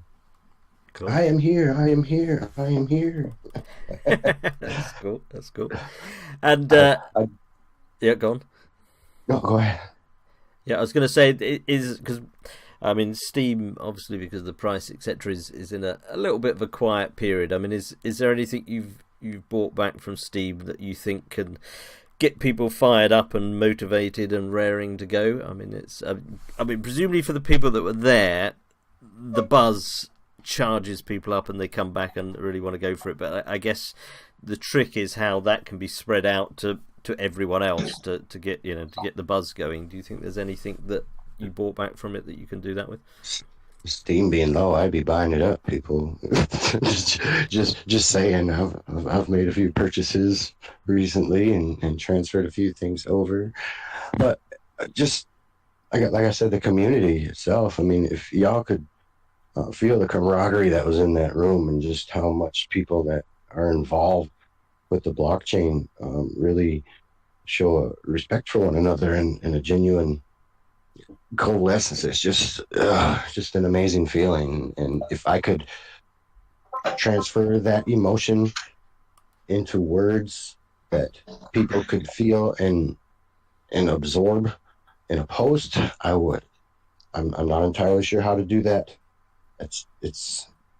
But it's there and it's all around. And all these little communities, from the biggest like PAL to the biggest one to the smaller ones like, you know, Buddy Up and the Alliance and Welcome Wagon and stuff. It really is about the community, which is something that you're not going to see on, you know, Facebook or. Did I say that? I just swore. I'm sorry. We'll scrub it from the recording, don't we? All right. Cool. And I mean, one thing I didn't wasn't able to pick up from what I read and watched and saw because I mean, one of the things that is interesting with Steam, of course, is the big areas of activity are places like Venezuela, like Indonesia, like Korea, and so on. Was there much representation from people from those areas there, or was it rather a sort of Europe, US centered? It seemed to me it was mostly European and America. There was a few from various places and a few cliques that I didn't really get a chance to meet, but I know they were there, like the Koreans, believe it or not, I kept thinking everybody was from Venezuela because I knew that was a big. I was like, "Where are you from, Venezuela?" And they're like, "No, I'm from Holland or something like that." "No, I'm from France." I'm like, "Oh, okay, shoot." I thought there was more people from Venezuela. Yeah, were there? I hear what you're saying. I don't know if there were any or many people from Venezuela, because I guess they'd be one of the countries where it'd be most difficult financially to get there. I don't know if anyone knows if any people from Venezuela got there. I'm guessing there weren't a lot of people from Latin America. I don't know, Menno, if you spotted any people from South America there. I mean, Leo Trapp's from Uruguay, but I don't know if many other Latin American countries. He was the only one I met. Yeah. Menno, but I mean, that I know for sure was from Latin America and South America. But he's good people. Yeah, cracked me up. The first night I was there, I was outside with G-Mux after the Thursday dinner before everybody went bowling, and he went walking by, and I was like, "Muxie, who's that?" He said, "That's Leo Trap." I was like, "Oh, Leo, come here." He turned around, he goes, "I don't have any drugs," and I lost my shit. I was cracking up so hard, and I was like, "Just come here, man." And I met him, and it was funny. Cut it up for a good 10-15 minutes before heading over to the bowling alley. He's a funny fella. Yeah, cool. And Priscilla, I don't know if you, obviously speaking Spanish yourself, and Hector, did you meet any people from Latin America at all? I don't know if you're still listening. I was wondering, as Spanish speakers, whether you met any other people from Latin America, or met other people from Latin America. No. Yeah, because I mean, I guess that's going to be the big question for next year is where will SteamFest be next year? Because the sort of centres of population on Steam now are actually moving out of Europe and US, really, aren't they? The bigger population. Somebody mentioned Croatia. I guess it's fairly cheap to rent an entire island down there, so that might be something interesting to look at. Yeah, I mean, I guess there's going to be a lot of pressure to take it out of Europe. I'm in Europe, so I don't mind, but I guess there's going to be a lot of pressure. Yeah, well, I mean, you got to think this kind of Roland's thing, and he's from Europe, so I imagine it'll be in Europe somewhere. Yeah. Oh well. Maybe you can take it up to the UK. West Wales has got a lot of cheap venues. Rubbish transport links over here, but we've got a lot of cheap venues. But not sure we'll be able to fit all that number into. Let's see. The people at Steam is more than the population of where I live, so. At SteamFest, it would have swamped the place I live. So. We've got a good little village hall. We could have crammed people on with the marquee on the lawn. We do that for the beer fest each year. I would go with a cat, Steve. Centre for Alternative Technology in North Wales. That is a cool place to have it. So yeah, I'd go with that. So. I mean, one idea I've always thought of since I first came across SteamFest, and it would it wouldn't work in some respects, but it would in others, would be to actually have simultaneous SteamFests on each of the main continents and then link them all together. Stream it all in. That would be sweet. And then, ideally Steam It Inc. sort of sends a couple of people to each one and, just have it all linked together, which would be really, really quite awesome, because then it would be a lot more accessible to have it in, if you've had one in Latin America, one in Southeast Asia, one in Europe, one in US, one in Africa. I mean, it would be a lot more accessible for people, and maybe you could get 300 people at each of them then, and the price would no doubt be cheaper for everyone. And I've always wondered whether that would be doable. And we are a technology blockchain, so I assume the technology would be doable, but that to me would be a really cool thing to do, and probably for Steam it would have quite a lot of PR value to be the sort of first crypto community festival simultaneously happening on 5 different continents at the same time. I think that, and I think there'd be enough people to do them and enough performers. I mean, you could probably have 5 or 6 musicians performing at each one easily, because Oh yeah, it would be quite a cool thing to do in my mind. But I don't organise SteamFest, so it's not for me to say. But that would be my idea for it. Sounds like you've got something organised already there, but maybe look into that. Yeah, no, I think that'd be cool. We'll hold one in Wales. Everyone can stream into the one in Wales, but that would be cool. Grand, right? Thank you for that. And I don't know, Steve and Ash, if you've got anything more to chip in at this moment. I'm going to have a musical break again in a moment and then come back afterwards. Steve or Ash, anything you would like to throw in there? Lots of things have been said. It's all been super positive. So I'm really happy I went, basically. And I urge everyone who has time and hopefully some Steam next year to attend also. And not just SteamFest either. Any chance you get to attend meetups. I mean, I've been doing a few here and there, one in Nashville, one in Atlanta. We're arranging one in Colorado here in about 6 months. Steam Creator does theirs. They had one in Toronto a couple months ago, and I got one down in Austin coming up. Anytime you can get together with some people, put names to faces, do it. I mean, it's totally worth it. Yeah, we've had one in Wales, a small one, and it was definitely worthwhile, and we're trying to do more in the UK at the moment. So you've been to a few meetups, haven't you, Steve? You've been to some in London, I think, haven't you? Yeah, I went to the London Crypto Show, which was where a whole load of people turned up, so I met a few of the people at SteamFest there. And I mean, that was probably the biggest Steam event that's happened in Britain, wasn't it? I would think, that one.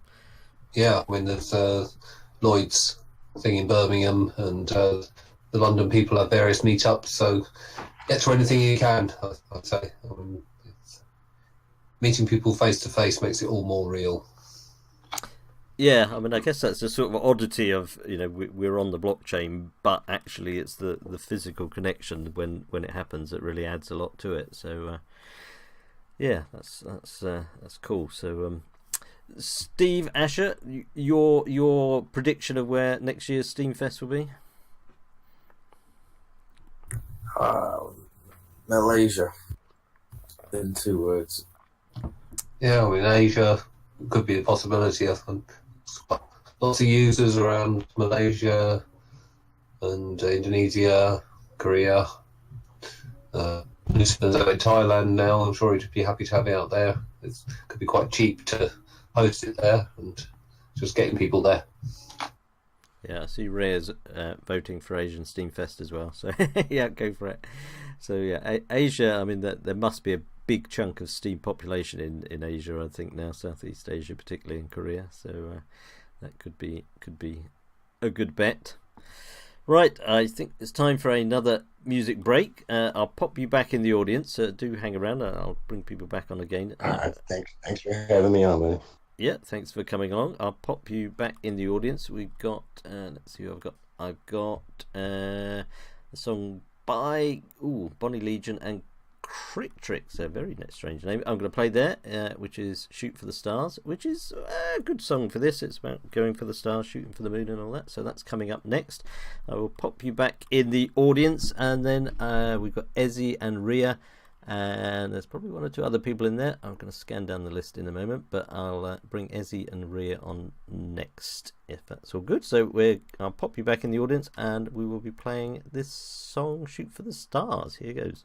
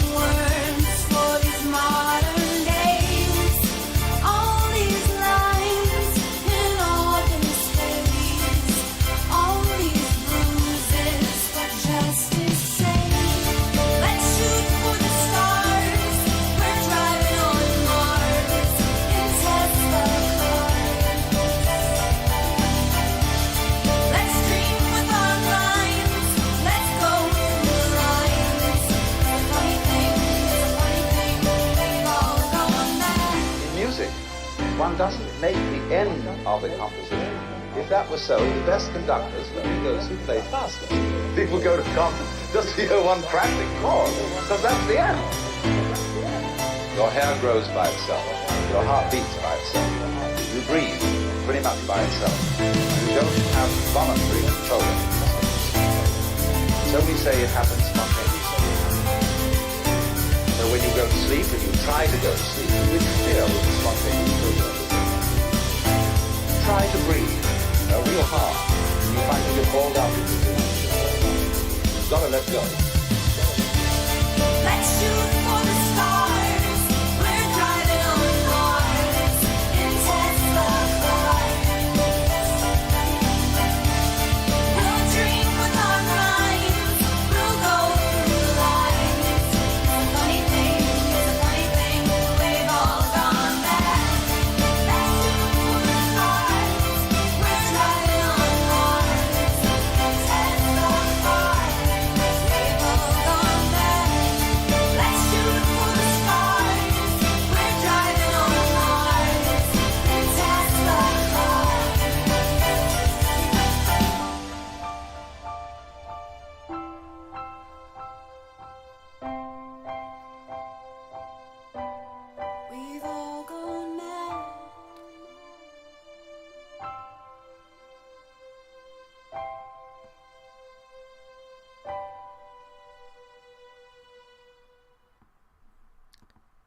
That was a great little track. I thought shoot for the stars, and we shouldn't be going for Lambos. We should be going for Teslas. I think definitely I'd go for a Tesla over a Lamborghini myself. So that's just my personal preference, because I dream of having an electric car. I'd love to have an electric car. Anyway, that was Bonnie Legion and Cricket Tricks. Tricky name to pronounce. Can't get that one.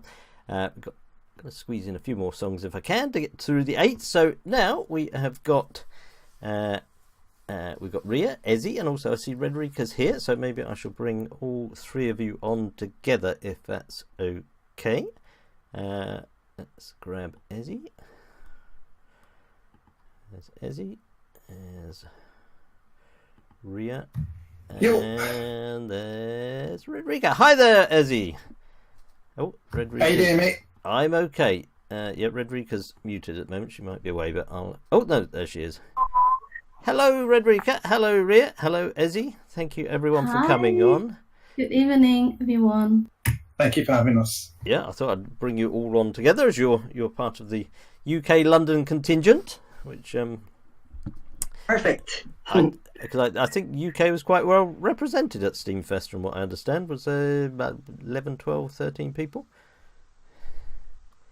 Yeah, I mean, I think there was almost 15 from London alone. Oh, wow. Am I wrong? Yeah, I have that number in my head. Yeah. Some big fans in London, definitely. Cool. Yeah.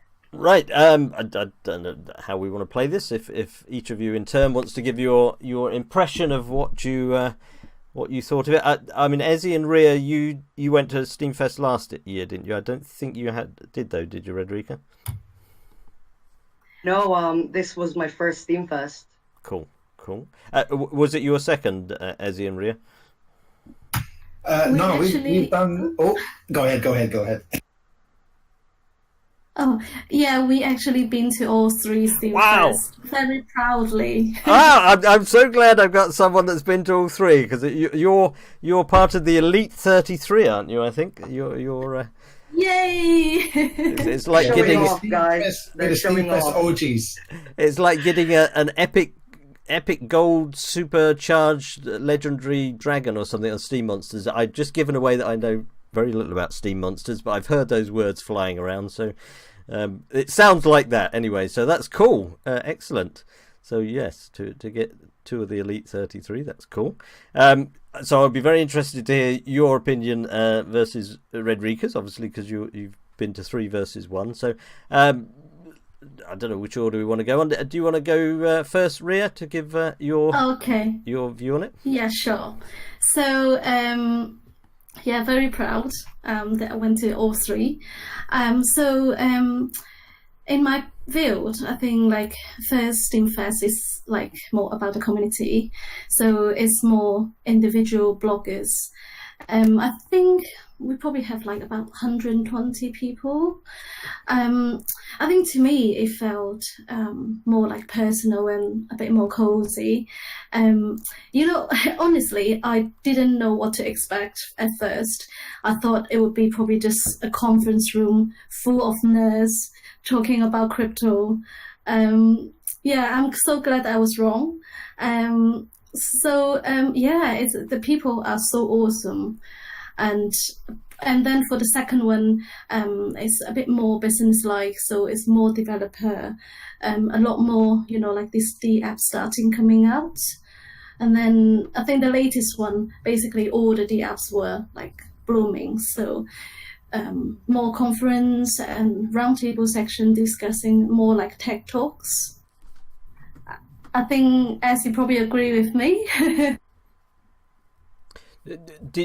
Just as a quick aside, did you, of the 33 people that have been to all 3, do you sort of all know each other? I mean, are you a sort of elite group that has a secret handshake or something when you go from one to the other?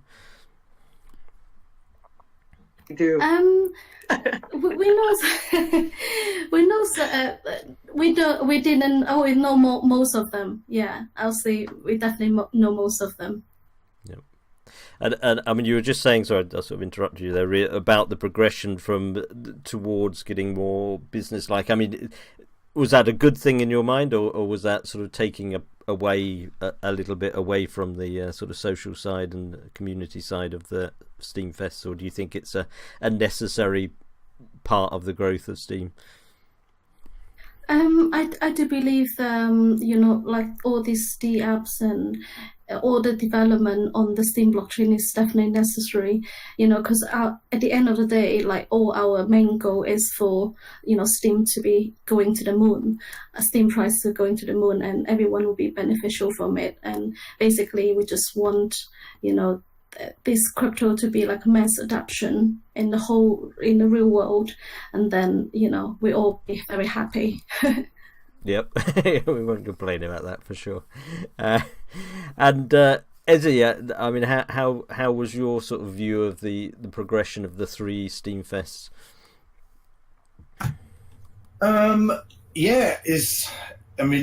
Definitely more business orientated. I mean, I remember SteamFest 2 was like, bloggers, business, like D-apps, like kind of, melded, meshed together. This new one was definitely, kind of D-app focused, which, personally, I think is where this blockchain is headed, where it should head, kind of like being an ecosystem, kind of course, Steam will always have its place, but I do think, in order to expand, the price, I mean, part of the reason the price is down, I think, is that, Steam has got a stigma attached to it that, just kind of like, giving rewards out, nothing much coming in, we need kind of more of a business model, more of a kind of like a give and take model. People are paying for services, this and that. I think that would be very, very beneficial in the long term. So yeah, more business orientated, definitely. Nothing like the first one. And did you, I mean, on that note, did you pick up on any of the apps that you particularly think are nailing it in terms of getting that sort of business model right? I mean, Oracle D, Starkers, incredible initiative, getting businesses on the blockchain, which is exactly what I just said. Kind of paying through votes, kind of like an ecosystem, like, a community of, consumers and businesses. So yeah, that's, I was very impressed by that. Obviously Steam Monsters, the way I see it, the model that Ned is focusing on and wants to be replicated for, other DApps coming to the platform. I mean, those are the big takeaway ones for me, So yeah, Stark has smashed it, and Steam Monsters aggroed the Yabamat. I mean, yeah, they're doing it, and I do believe this is where the blockchain is headed. Ned's speech, although it was quite understated, I think he said a lot by what he didn't say, by what he implied. And, for me, that actually spoke volumes. Ezzy or Ria, I mean, over one of the things that I've sort of picked up a bit on is that the Steam Inc.'s presence this year was a lot lower key than it had been previous years. Was that from sort of what you remember, and was that significant, or how did you read that? Yeah, I think... Yeah, okay, go ahead, sorry. You go ahead. All right. Okay. Let's see. I mean, yeah, their involvement in this SteemFest. There wasn't much to say. Obviously, the next few months, SMTs. The big thing everyone's waiting for. That's going to be in full swing by the next SteemFest. The way I see it, nothing too much was going on. He could have been around a little bit more, but he wasn't. There was nothing much to say. I kind of understand that. It's like, fair enough. There was a few political issues as well. Let's just say with a few steemians and him this year as well. So he was just kind of taking a back seat and just saying what needed to be said, which is like, this blockchain is still on course for where we're headed. So I think next SteemFest 4, you'll probably be seeing a lot more of him, I'm guessing. And again, it'll be very business centric, very, very business orientated, and very kind of, the next evolution of this blockchain. That's my personal vision for what's coming next. Because, I mean, Ned mentioned Destiny, which I've sort of heard the word but not really got a vibe for what it's about. Is that his next big thing that we're waiting for, or is it not something that's going to impact upon people from what you... I mean, he didn't really say much about it, did he? I don't think. Yeah, I mean, this is the problem a lot of people, I guess, have with Steam Inc. and Ned is like, he kind of likes to put a shroud of mystery around everything that he announces, which is fair enough. But the way I see it, he hasn't let us down yet. Like Steam It is a huge success. Even with the people that have left. I mean, when the price goes up, they'll be coming back. It's just, I think a price is a real serious reflection on the people that have left. There are some people that didn't. Not everyone's gone. When it was 7 cents to 10 cents, there are still people there. So it's an evolution. It's like an evolution. The whole thing is like a work in progress. That's the way I see it. Yeah. And you will see a much clearer vision 12 months from now as to where we're all going. Our journey on this on Steam. Sorry. Cool. And I mean, both Ezzy and Ria, and I'll come to Redrica in a moment. Was there? I mean, you've obviously been on Steam longer than many people. Was there anything that really sort of buzzed you? You picked up and you thought, "Wow, that's really good. I want to get involved in that. I want to do that. I want to carry that forward when I get back." I mean, was there anything that really got you going from SteamFest 3? For me, I think I had amazing time in every SteamFest, and I may not know like too much of like the latest technology in regarding to Steam blockchain, but I think the community is really what I really attached to. So I think I'll probably say that stay connected with these awesome people, keep blogging and keep investing, doing whatever that you feel comfortable doing. And yeah, I really believe that we are basically growing something special together in this community. Cool. And I mean, we touched on in the chat just now about the community or the very large community of people on Steam in Asia and Southeast Asia, and obviously you're are you from? I can't remember. You were born in China, weren't you? And if I remember rightly, you are from China. Yes, I'm Chinese, overseas Chinese. Yeah. So yes, there's quite a lot of Asian communities around this year. Definitely much more than the previous two SteamFest. And if I name a few, like Team Malaysia, there's a Japanese team which represented a new app, I believe it's called Steam Recipe. And yes, we also have. I saw. You remember? Yes. Yeah, I think Roland P gave him a great big donation. I think I saw a discussion on I know. And also, I think I met a couple of Korean developers, or like Steam Hunt. His name is Project 7, who created Steam Hunt. He's a Korean. And I met Chavez. He's Korean, but I think he lives in USA. He's from eSteam. Sorry, not eSteam. Tasting. Do you remember Simcat? So basically, her colleague. Yeah.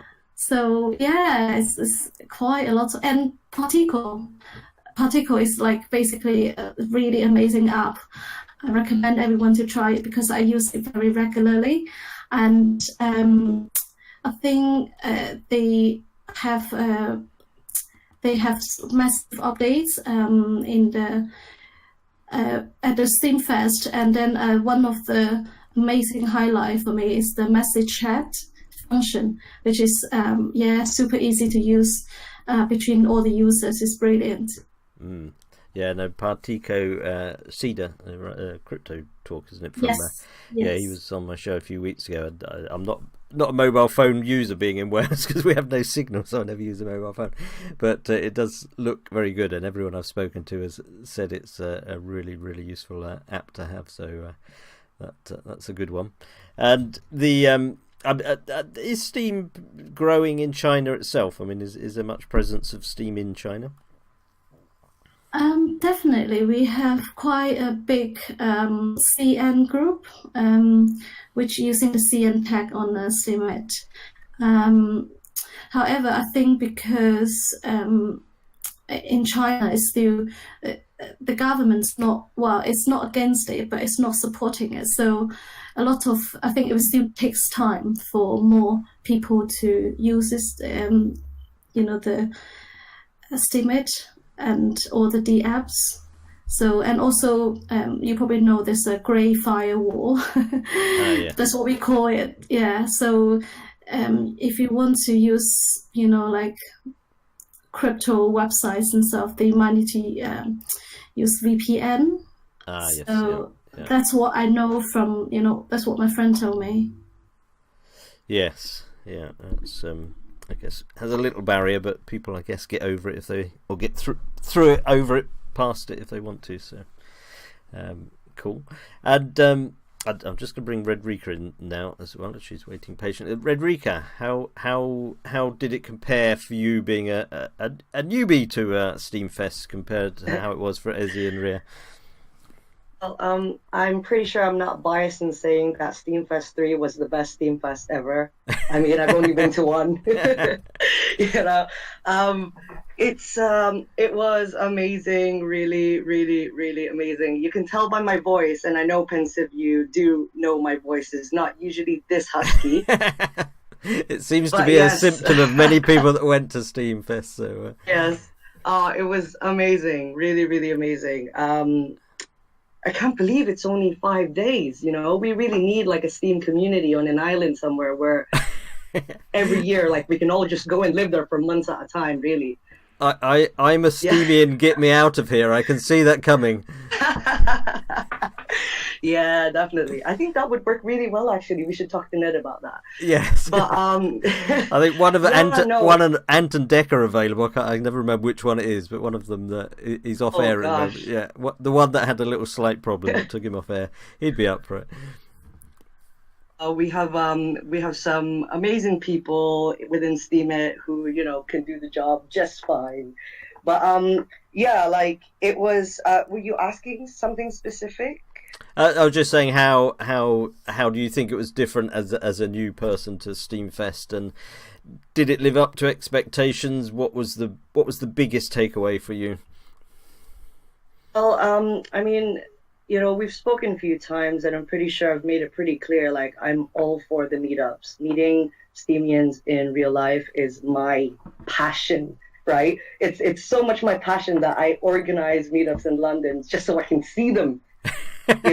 So honestly, SteemFest is like made for people like me. Actually, Ezzy said that to me, right? A SteemFest is made for people like me, and it's so true, because obviously there's it's not everyone on Steemit gets to go to SteemFest, but most of the most active ones on Steemit are tend to be there.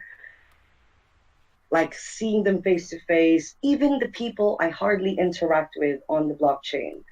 For some reason, I don't know what it is, you see each other, even if you've only seen each other's name once on the blockchain, it's like you're friends. But it's amazing at the same time, because that happened to me so many times. And it's a nice feeling, because I'm not that big a fish on the platform. So it's really nice to know that my little name has floated around enough that, some major people out there were like, oh my God, I know you, you're Redrika. I'm like, oh, yay, I hope for good things, but it was really, it was so good. It was so good. The people, like, obviously I met a lot of them in April, the London cryptocurrency show, because that, like, what some people called it like a mini SteemFest, because so many people came from around the world to London for the London cryptocurrency show. A lot of them there again in SteemFest, so that was really nice, and made so many more new friends, which I didn't think was possible. But yeah, I now have so many extra friends that I now need to talk to on a regular basis. And I really, really hope, I'm already planning to do the next meetup in London soon, actually. I need Cool. to see someone. You know, I need my fix. You know? I'll take that as a cue to put my post about what we're trying to do in the UK, because Yeah. a third of all UK Steemians are in London, so you have a few to choose, 43 if I remember Yes, rightly, or a thereabouts. big advantage there. And the funny thing is, actually, I met quite a few at SteamFest who said they will be coming to London soon. Like, I think Randy Hilarski was one of them, and Steam Cafe also said he might be passing through London. And I'm like, well, you met the right person, because if you want to meet up, I will try and make it happen. Yes. I mean, so that'll be fun. Ah, cool. And I mean, when we had the UK Steam meetup 3 weeks ago, you said you were going to talk with UK Steemians there to sort of whip up enthusiasm for some sort of bigger event in London. Did that? Do you think you've got people on board with that sort of idea? I think I will soon have people on board with this idea, especially now that Ria and Ezzy are listening. I did manage to speak to a few people for advice, actually. Someone must have mentioned there were some roundtable sessions on one of the conference days. And so one of them was by, and I don't know why his name has slipped now, but he's really big in Switzerland. He there were lots of like promo Steam tables going on. Steam Cafe was doing one. This guy was doing one. But it occurred to me that actually, instead of just doing a Steam It meetup, it really should be like a crypto meetup. That's where, because, I mean, if you say crypto meetup, a lot of people have heard that a lot more and will be more interested. And of course, once they get to the crypto meetup, we'll be talking about Steam It. Mm-hmm. I do feel like maybe that kind of angle would work better. And I'm going to be talking to a few of the other people who might be interested in, like, joining forces and organizing something. And we'll try and get something sorted, especially for when some of the guys, like I said, Steam Cafe or Randy Hilarski decide to visit. Maybe we could organize something bigger for around those times as well, because they could help. And I mean, when you talk crypto meetup, do you mean bringing on other sort of blockchains? What sort of other groups would you bring into that? Oh, I don't know if I'd necessarily bring other people. I just call it a crypto meetup, and basically be all Steemians. I think that maybe the catchphrase is London crypto meeting brackets. There's only one chain that matters. well, it's pretty true in our case, right? But I mean, I think, like I said, it's just that because obviously the word crypto is a lot more heard than the word Steam It. So if you put crypto meetup out there, it's just more likely to pique interest, And what does it matter to them if they're coming because they're new to crypto and they don't know much? Well, most of us on Steam have a basic knowledge that we can help with anyway, And then of course, we can entice them to come on Steam It if they want to. Yeah. I mean, I guess that sort of event, and particularly showcasing some of the vast array of dApps that are popping up would entice people, because I guess that's what makes, or one of the things that makes Steam different is it's not just Steam, it's Steam plus 1,000 other things that are popping up every day. So we're quite a unique, and there are so many. Yeah, quite a unique chain in that way, aren't we? Yeah, sorry, I just want to expand on that. That's absolutely right. I mean, Steam It is just a very, very small piece of the picture that we're seeing right now. So we can't place too much emphasis on that. Of course, it's all we know now, so we're focusing everything on it. But there's a much, much bigger picture at play here that we're going to see much more of next year. That's what I see. I mean, the sort of core bit of where I guess we all started, i.e. blogging initially, of course, on Steam, that is sort of shrinking down just to be a little pebble in the corner, really. I mean, there's 1,000 things around it now.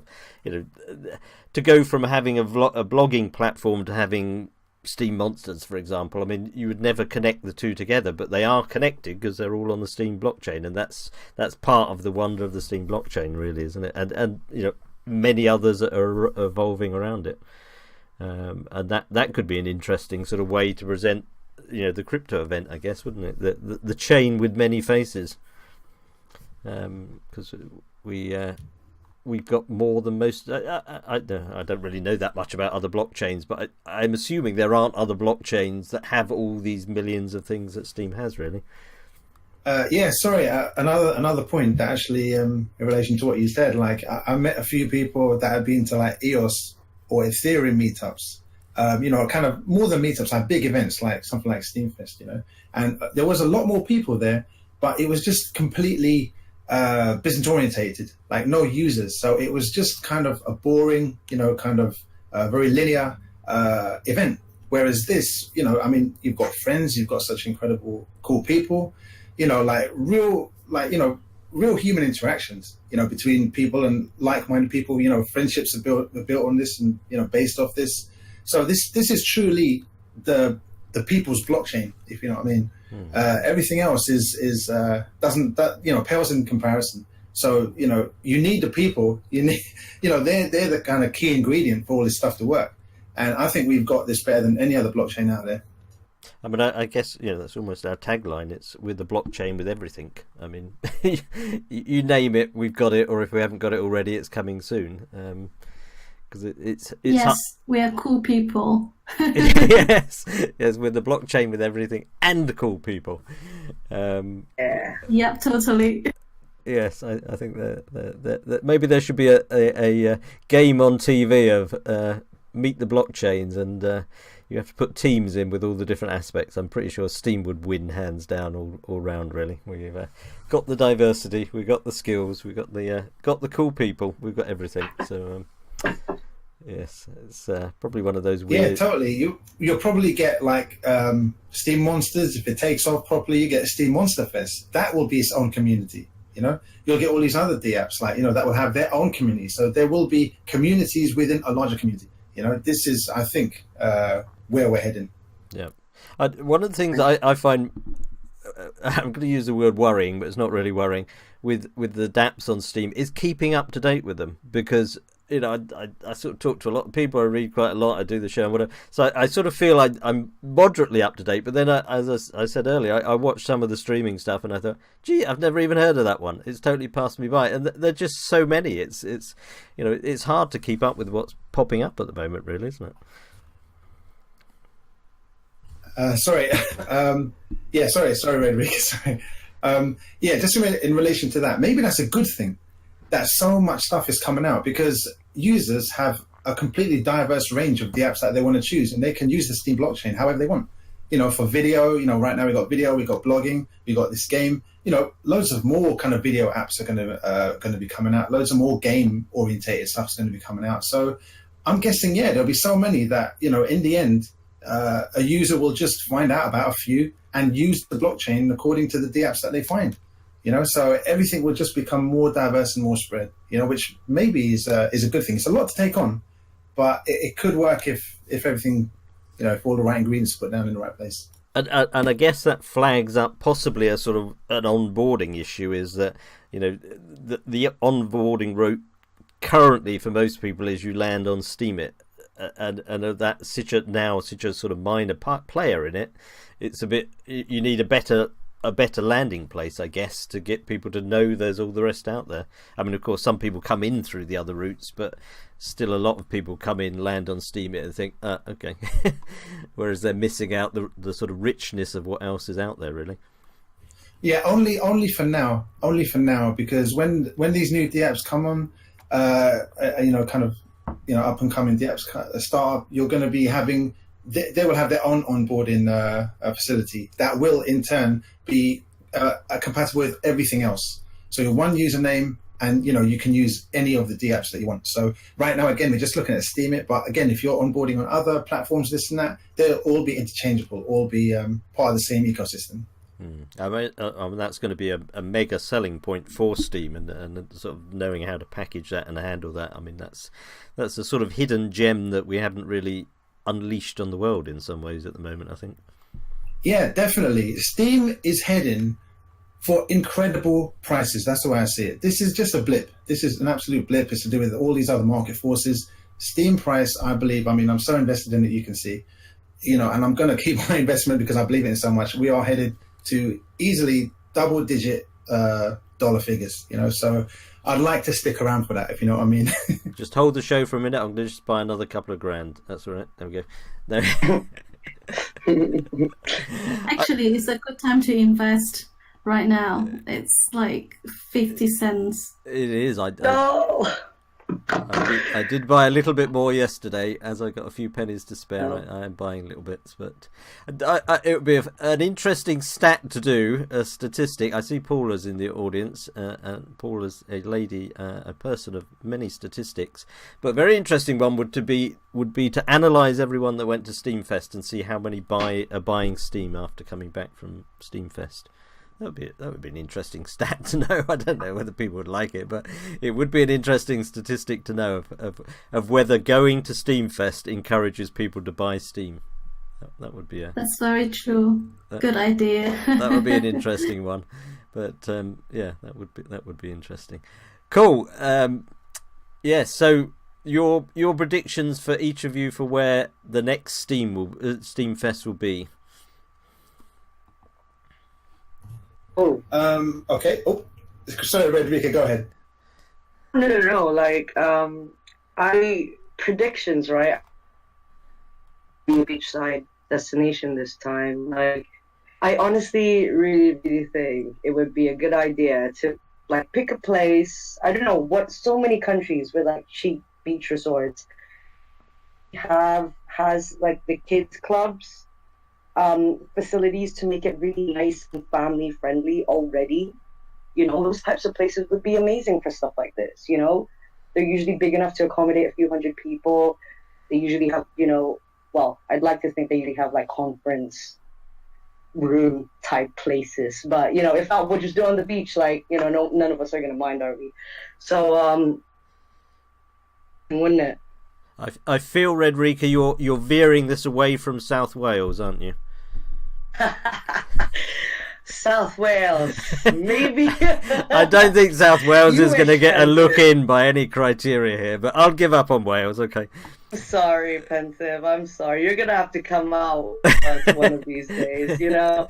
I haven't got a passport to get out of Wales now. We're not allowed back in. But if you want to host it in your land, I mean, I guess that could be another option. You know. Yeah, we've got a lake here. We've got some fields. We can put some tents up. That would be hilarious. Yeah, you can have fun with sheep. There's plenty of them. Well, I mean, depending, you don't have to have fun with sheep. There's just gosh! All right, okay. I know what you Welsh like to do. But anyway, we'll leave the sheep. Leave the sheep out of it. We'll go back to the beachside island. So where are you going for your beachside island then, Redrika? Not island, beachside. There's so many options, right? I don't know. I'm not fussy. A beach is a beach, you know. As long as it's not a really, really like rubbish-filled beach, I'm happy. Up to them to decide like where's the cheapest destination to go to. But I just thought it was a good idea. Yep, that sounds good to me. Croatia's good, particularly in November, because of course the time of the year has. Because I mean, I guess Poland wasn't quite. I mean, it seemed to be quite warm one day, didn't it? From what I saw on the videos. Warmer than London, from what I remember. You know, I mean, it got cold sometimes, but you know, nothing that we can't. You know, we're not used to. Yep. No. So you're going. You know, you're going beach location then, Redrika. How about How about you, Ria? Where are you betting for next year, or hoping for next year, or lobbying for next year? As much as I would like it to be Asia, which I doubt is going to happen, so I'm likely to think that it might be America, because I know that the fact that Roland trying to make the second SteamFest in USA, but in the end it just didn't happen. But because like in USA there's so many like the massive users in the USA, so I'll probably assume it might be possibilities that will be happening in USA next year. Right. So we've got one. So I guess if you could get a beach in USA, that would put it together. How about you, Ezzy? Where are you going for next year? Okay, Steam Festival is going to be in London, and you heard it here first. I'll go with that. That's... No, Ezzy. No. I have it on good record. And Rebecca's going to be work with it. No. I've got it on good record. It's going to be in London, so get your tickets ready now. Yeah, and Redrika's offered to organise it with Roland. She's I heard her say she was very keen. Perfect. And yet, no, exactly. Actually, now I remember Ezzy and Ria want to host it at their house. That's exactly what I remember you saying. Right. We got to get that extension done. Do you know what I mean? Exactly. We're waiting for Steam price to go up to $30. How big's your back garden, Ezzy? Yeah, it's big enough to fit 300 people, but they'll be toe to toe. Yeah. I know. An intimate venue. It sounds like an intimate venue. We'd have to make it super exclusive if that's the case, and make SteamFest tickets like $10,000 each. You know what I mean? To host it at your house. Absolutely, we're done. London, Ezzy's house and Ria's house. Done. Get your tickets now. I'm sold. It could be a UK multi-venue thing, and I can lend a field to with sheep for the second day. I'm sure a bus across Britain wouldn't take too long. Even the sheep are welcome. That's no problem. Yeah. Oh God. Oh God. Cool. Good. Right. I've got one more person to bring in. You're welcome to stay there. Do stay there. I've got Deranged Visions here. He's popped on. Have I missed anyone? Anyone else that went to SteamFest? Crimmy, I don't know if you'd like to pop on as well and say anything. Yes. I'm going to bring Deranged Visions on. Just let me... I haven't been paying attention to the list if anyone else has come on that said they wanted to come on. If there's anyone else that would like to come on and tell us about their view on SteamFest, do wave in the audience, because I haven't been paying attention. Has Menno come on? He was on at the beginning. He's welcome to come back on. Damn it, I missed that. We Sorry. kicked off with Menno. He gave us a good rundown, but he's welcome back on. I've got Deranged Visions now. Hello, Deranged Visions. Hey, how's it going? Can you hear me? I can indeed. Thank you for coming on. We had your D-Stores colleague on last week while you were to tell us about D-Stores. We had Cali Jewish. I'm not sure how you say his name actually, but we had Cali Jew. Yeah, he came on and told us about D-Stores last week. But anyway, thank you for coming on the show. I don't know if you met Ezzy and Ria and Redrika while you were in Poland. I don't think I did. There's a lot of people though. Yep, you can meet now. There you go. There's meet all together. A few more people. No. But, no, I recognize your face. Right. There we go. I actually shaved the beard a little bit last night. Yes, it's because of the beard that I recognize you. Yes. Hey, before we start though, did Menno tell everybody about how many salads and soups that he ate while we were there at I see he's asking me to ask you about tofu. Are you vegetarian or vegan, Wes? I'm not, but he was trying to tell me about all the different ways that he cooks tofu and how good it is and I eat it sometimes, but it's never that exciting. Convert me because he was jealous that I could eat meat, and he could only eat. Right. And a regular. Cool. Right. Yes. Tell us what SteamFest was. It your first SteamFest, Wes? Yeah. So it was my first SteamFest. I've been on the platform for I think about 8 months. So it was my first time meeting that many people from the platform. I've done a couple meetups and stuff in Vegas. I met Jarvie from Steam Peak. He lives pretty close to me here in the States. But yeah, I met a couple people, but this was the biggest gathering I've ever been to. And did it And did it live up to expectations? I mean, was it everything you hoped it would be? Oh, well, I went in not knowing what to expect, and it blew me away. It was amazing. I got to tip my hat to Roland. Yeah, he put together an amazing festival for everybody to value as well. Did you sort of meet all the people you wanted to meet, or did you come away still hoping to meet more people? There was a lot of people there that I didn't get to meet. Like your other guests here, I didn't meet them. Some other ones, there was just way too many people to get around to meet. I did meet ABH12345. He's an awesome dude. I got to meet Engine. We hung out. We did close the bar. We got up and sang some karaoke, which was awesome. And I think Menno was at home probably getting recipes ready for the next day. But it would have been cool if he came to the bar with us. But I think he was probably drinking water. Menno, they're disparaging you. Yes. Nah, it was cool meeting Menno too. He's awesome. Met a lot of people from Helpy, Yidnith, Katrina, a lot of other people from Alliance too. It was good meeting a lot of the people that I talk to all the time here on Discord and on the platform. And I think that's one of the best things about Steam It is we spend so much time talking to each other over like the computer and everything. But it's when we meet people in person and we've spent so much time talking to each other, it's like we already know them, and I think it's really cool. So it's really easy to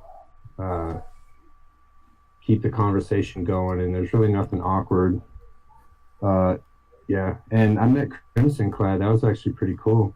She was one of the first people I met here on the platform, and so she was like a celebrity one. Cool. And did you, because you did a presentation on D-Stores, didn't you, Wes?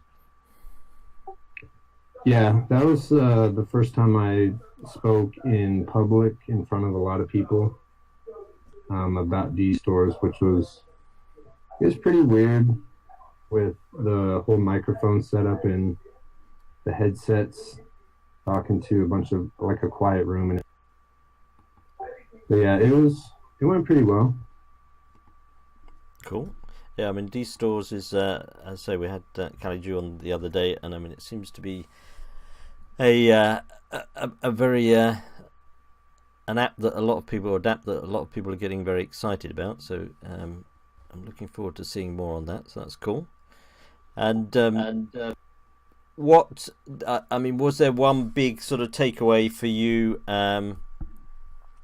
One big takeaway for you that you brought back thinking, yeah, I'm going to do that. I mean, was there anything that really fired you up from SteamFest 3? Probably just to try to get more involved with the community in general outside of what I normally do. Because right now, before D-Stores, I was mainly focusing on like the photography community and supporting people within the photography community. But like there's just so many amazing people like in all sorts of communities on Steemit, and it's cool to like branch out from the norm and find people you wouldn't normally talk to, because like when you meet people in person, you really have a lot in common with them outside of the normal stuff. Cool. That's good. And the what would be I've been asking people recently, what would be your tip for next year's SteamFest and where it might be held? Like where I think it might be? Yeah, where would be your guess for where it be held next year? I really have no clue. I just know that at first it didn't make sense to me about the location where it was. But then once we got there and we saw like how far all of our money went while we were there and cost of everything we were able to do, then it started making sense on why it was where it was. Because for SteamFest to have been held like here in the U.S., it would have been like at least probably 5 times the cost for everybody. So I think it'll be held somewhere where it's a good tourist attraction place that everybody's money can go as far as possible. And it's got a good nightlife for people to have. Yeah, there seems to be a strong move for Croatia in the chat today. So never been to Croatia, but I believe it's quite a cheap place. So Croatia is getting a good following here, I think, keeping it in Europe again, but I don't know how that will go. Cool. I've never been there, so I'm down for Croatia. Croatia is definitely pulling ahead by the looks of it. Just got to pass this on to Roland P at the end. Just tell him that it's been decided in his absence here to take one worry off his mind for next year. Just head for Croatia. The community has spoken. It's Croatian. But I am planning on moving to Thailand soon, so I wouldn't mind seeing it there. Oh right, yeah, that would because I think Lucifer is over in Thailand, and I think Team Steamy told me yesterday was over in Thailand at the moment. I think he was over in Bangkok when he messaged me, because he said he was going to try and come on, but it was about 3 a.m. for him, so or 4, so he probably didn't think he would. But yeah, there seems to be a growing bunch of people over in Thailand, as well as people that live in Thailand already are there. So that'd be cool. I'm going to hop back over to Latin America now, because Leo Trap, he's gone. Where did Leo Trap? Oh, he's gone into waiting room. Yeah, you confused me there. I'm just going to bring Leo Trap on. I don't know if you guys met Leo Trap, but do hang around. I will bring Leo Trap. Hello, Leo Trap. Hi. Hello to everybody. I don't know if you can hear me. We can indeed. I don't know if you met the other people here, Redrico, Ria, Ezzy, and Deranged Visions when you were in Poland. Hello. Hello to all of you. It's great to meet all of you in here again. Yeah, were you, Leo Trap? Were you the only person from Latin America there? I mean, obviously Menno is from Latin America originally, but he's in the States. Were there any other Latin Americans there? No, it was some other, Steemian called Tincho, that he is from Cervantes. He is from Argentina. He wasn't there, and he also invited to a friend of him that he is not even in the Steam ecosystem, and he went in there and he enjoyed the party. So we were 3 at least. There was another guy from Brazil too that went, but he couldn't be in the fest, but he just went to Krakow. So we were 4. Oh, well, that's not too bad. Yeah, there was Eve Cab and LCR from Panama in Central America, but I hadn't spotted many people from South America, so that's good. That's good. So anyway, Leo Trap, how did you enjoy it? Was it everything you hoped it would be? Oh yes, totally. And I think that I was expecting, and I'd say that in a post, I was expecting 100, and I received 1,000, because all the job that Roland P did was amazing. It was something really great. I received it more than expected, and that's for sure. And it's not only what I think; it's what everybody's thinking. Everybody's so grateful with the work that Roland P made. This was incredible. Wow, and I mean, you're a person of many hats, I think, but one of them is being a Fundition ambassador. And did you got to meet Mimi and High Touch and Goyard? I think was there, wasn't it? Yeah, and Goyard and Raul, also Free Enigma. Yes, believe me, was I was something really amazing. We at the moment that we met each other, was like a great energy, so natural, and we were together. We went together to every place, and we were together making a lot of things. And now I miss to all of those guys. I really miss them. With great people. I never thought that could happen in that way. It was everything so natural, and I want to say that also happened not in the same way, but with everybody. Okay, but well, with Foundation we had something special. We share some hearts, in some way. So it was an energy that was fluently and was great, really great. And I'm so pleasure to know Mimi, Goyard, High Touch, Free Enigma too, Raul. Amazing people, amazing guys, and people that is just I have no words to describe what happened with all of that. Also, I wanted to meet you, Pansy. I wasn't there, unfortunately. I'm still in Wales, so. You will next year, I hope. Yep, well, depending. I mean, everyone wants it to be in Croatia, so it looks like it's going to stay in Europe if if the chat community wins over. Yes, so hopefully I'll get one.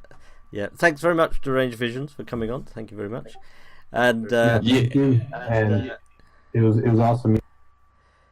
Yeah, and Leo Trap, was there one big thing that you got from SteemFest that you really inspired you to want to take home and to do when you got back to Uruguay? Was there one big thing that you gained from it, or one new thing you learned?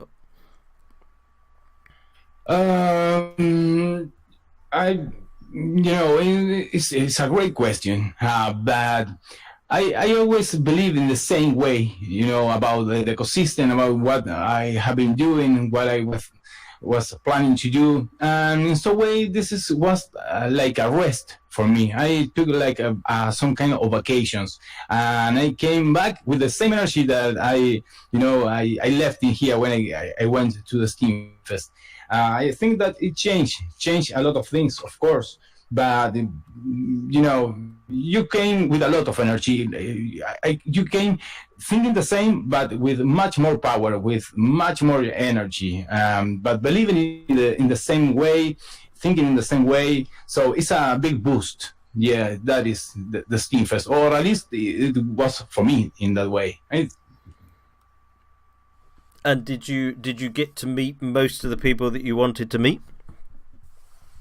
Yeah, totally. And also I knew people that I don't even know that they are going to be in there.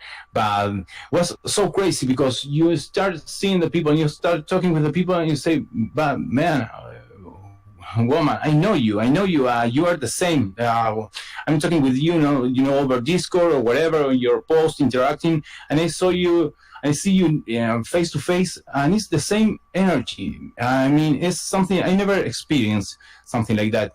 Seems to be, magical. Yeah, it's incredible, totally incredible. Yeah, that's good. And I mean, do you think you'll go next year if you can?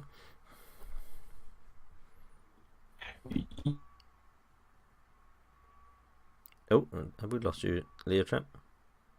Yeah, almost 12 hours non-stop from South America to Europe in the plane, and it really kills me. I have been 3 days without the sleep, but yes, I will do it. I think I will do it again. Yeah, sure, it was crazy, totally crazy. And when I was talking with the people, in there, and they say, no, because I am 3 hours far away from here by plane, and say, oh my God, I can't believe I have to make a trip about 30 hours.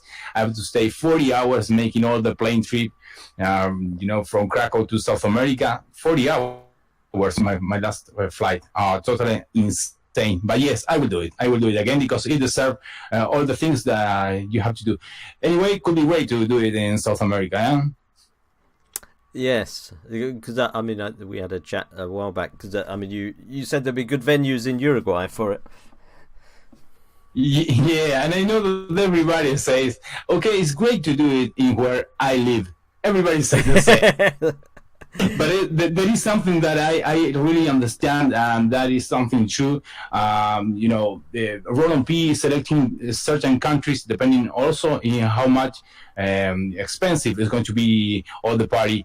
Believe me, that was really insane. This man, I just don't know if you saw some pictures of the last dinner that we had, but we had every time great service. Everything was more than expected, but by far. So he also tried to make it in the less expensive places to have that service, and that is, you understand that, and it's okay. I also enjoyed Krakow. It was a great place. I fell in love with Krakow. I also I think that maybe at day 2 I was a Krakowian. I knew every place. I love it. So we are on Earth, and everything is so close. So it's okay. Cool. Yeah, it sounds like you enjoyed it and got a lot out of it, and that's really good. I'm just going to ask, Crimmy, did you want to come on and say a few words, or are you at work at the moment? I'm not sure if you're at work. You're welcome to pop on and give a view on it. I don't know if you're available, Crimmy, or was there anyone else that was there that I haven't spotted? Future 24, were you at SteamFest? I think you were. Yeah, Future was in there. I saw him. Yeah, he was. He's been in all 3 of them as well. Future 24. I don't actually know Future 24, but if you'd like to come on air and say anything about it, have you been to all 3? I don't. I'm pretty sure. I'm pretty sure he's one of the Steam ambassadors, right? Just get on the mic, man. Get on the mic, Future 24. Yeah, are you? Come on, man. Are you okay to come on Future 24? Okay. Yes. He says for sure. I'm not sure if that's for sure to coming on air. I think that was because too many guys was annoying him. He couldn't be able to be free. All the guys were, talking with him, so he wanted to rest now. And I think that is the reason he's not appearing. Right. Okay. I must admit, I don't know Future 24. I'm gonna look at his profile. There we go. Jonas from Berlin. Right.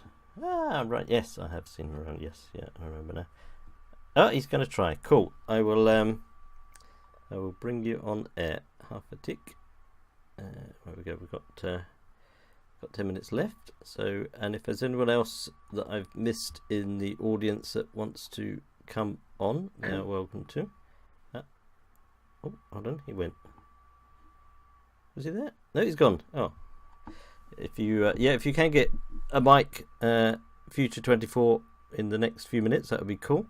Anyone else in the audience that was at SteamFest that would like to come on and say anything more before we coming to the end? Green Cross. Green Cross was there, and he actually did one of the sets.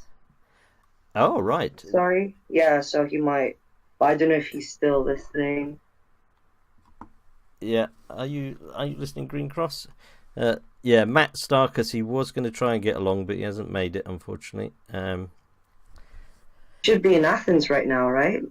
Matt? I lose track. He seems to be in a different place in the world every time I speak to him. He's a very, very, very internationally flying person at the moment. So Oracle D, man, yeah, for Oracle D. Yeah, he's all over the place at the moment, out there getting investment and doing great things in Indonesia and the like. So, anyways, but if Future 24 can come on. But Ed, I don't know how to. Is it? I do not want to mispronounce that last name. Ed Privat. Ed was on earlier. We had one of his songs. He was on earlier, right? Yeah, okay. Yeah, because anyone's welcome to come back on, but we've got. Hold on, we've got. Oh, he's typing. Yeah. Do you want to join Green Cross? Oh, Farisum is here. I'd see him typing. Hold on. Farisum here. But he's not in the audience. He must be hidden. Farisum, if you would like to come on as well, I saw you typing just a minute ago. You're welcome to pop on to give us a quick view. I'm guessing you might have been to all 3. Are you one of the people that have been to all 3 SteamFests?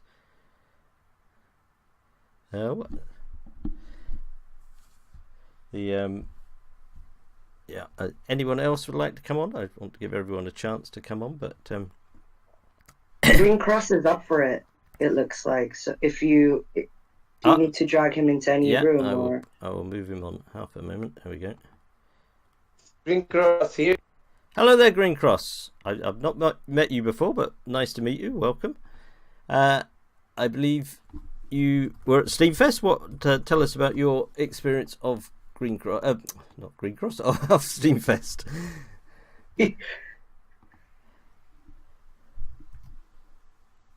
Hello.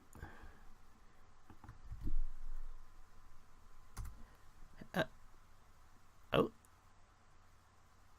Hello, Green Cross. I started hearing you and then you went. Are you still there? Hello, Green Cross. Oh, no, not getting Green Cross, unfortunately. Shame. Farisa. Oh. Here we Can go. you hear me now? Yes, I can. Oh, Hi yes, there. Yes. Yep. It's my fault. It's all my fault. I don't know how to use this. You're okay. You're okay. Yes. Tell us. We've got a few minutes left. Tell us what happened for you at SteamFest. Was it your first SteamFest? It was my first SteamFest, and it was the best festival convention thing I've been in my life. You know, it was just amazing. I'm still pumped about it. Meeting so many people is just like you. I mean, you met them like for years before, and most of them I've never heard about them. They never heard about me. You know, we just went straight to him, to the people, and just talk. It was just amazing, actually. I gotta admit that I was not very much into the talks because the talks happened in the morning, and every morning for me was really a really long night. So right. It was. I mean, all the videos that you will see from me are from the nights. You know, in the mornings I made some little stuff, but it's gonna be only next. So I'm really thankful with Roland for inviting there. I performed on one of the nights, but this was just the minimal of it all. The rest was just amazing. Just meeting the people, the food, I don't know, the overall feeling of everybody was a friend of everybody. You know, it's something that I've never experienced since the raves of the 90s. You know. Cool. I felt like it wasn't a rave, to be honest. A rave of people that is everybody's fine, you know, everybody you can talk to. Cool. Did you say this was your first SteamFest? I didn't catch that at the beginning. Yes, this was my first SteamFest. My first, not the last, for sure. Cool.